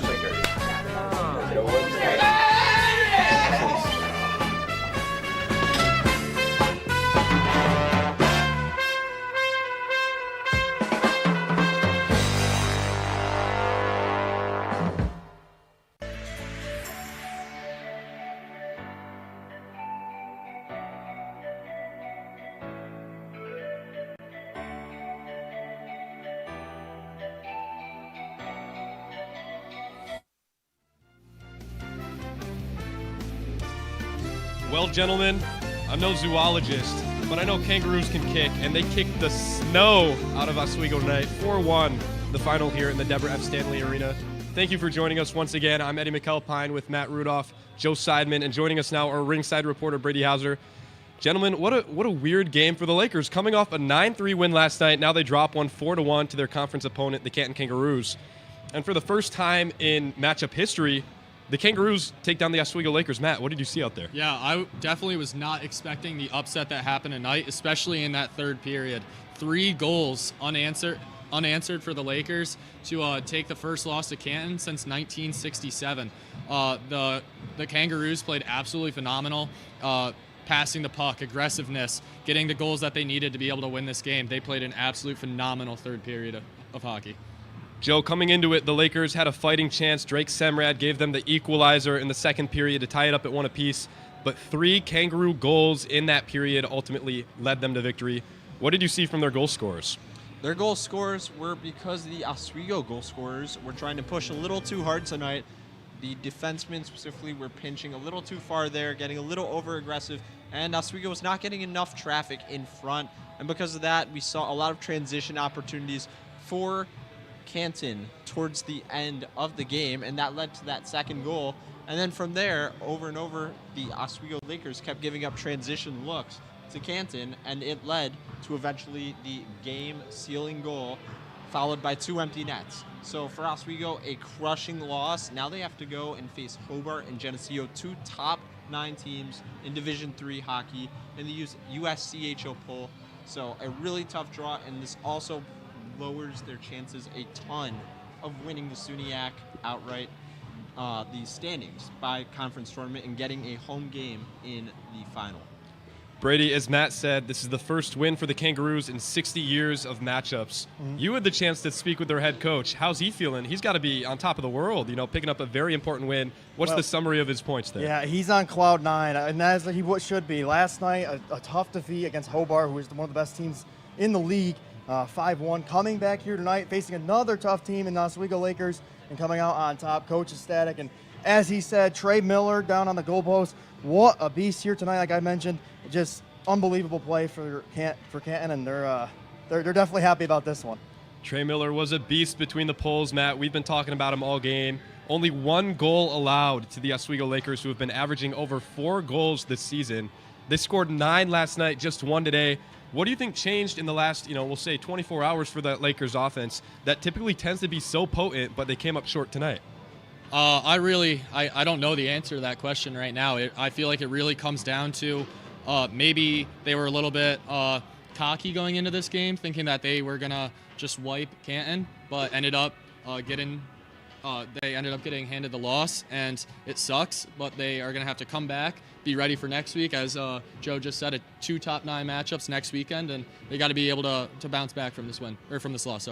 Something we were monitoring all game, Joe, and ended up being a big factor there in that third period was physicality. Things were getting chippy out on the ice. It was Brett Fudger and Michael Ergo getting into it right in front of the goal there in the final few minutes. How does that physicality play into the outcome of this game? I mean, there were some costly penalties, and the Lakers just could not convert on the power play tonight. What's up with that? Yeah, the physicality played a massive factor tonight, and the biggest thing about the physicality was that the Lakers couldn't capitalize it, because physicality, the best thing it can do for your team is add momentum, especially those big hits, those big opportunities, and that fight, as you can see right there, towards the end of the game, it added some momentum, but too little, too late. The crowd just couldn't get into it and build off of that momentum, and it led to Canton coming into this arena and dominating tonight. Canton looked phenomenal, and they now have a good opportunity against Cortland in their next game to keep advancing up the SUNY standings.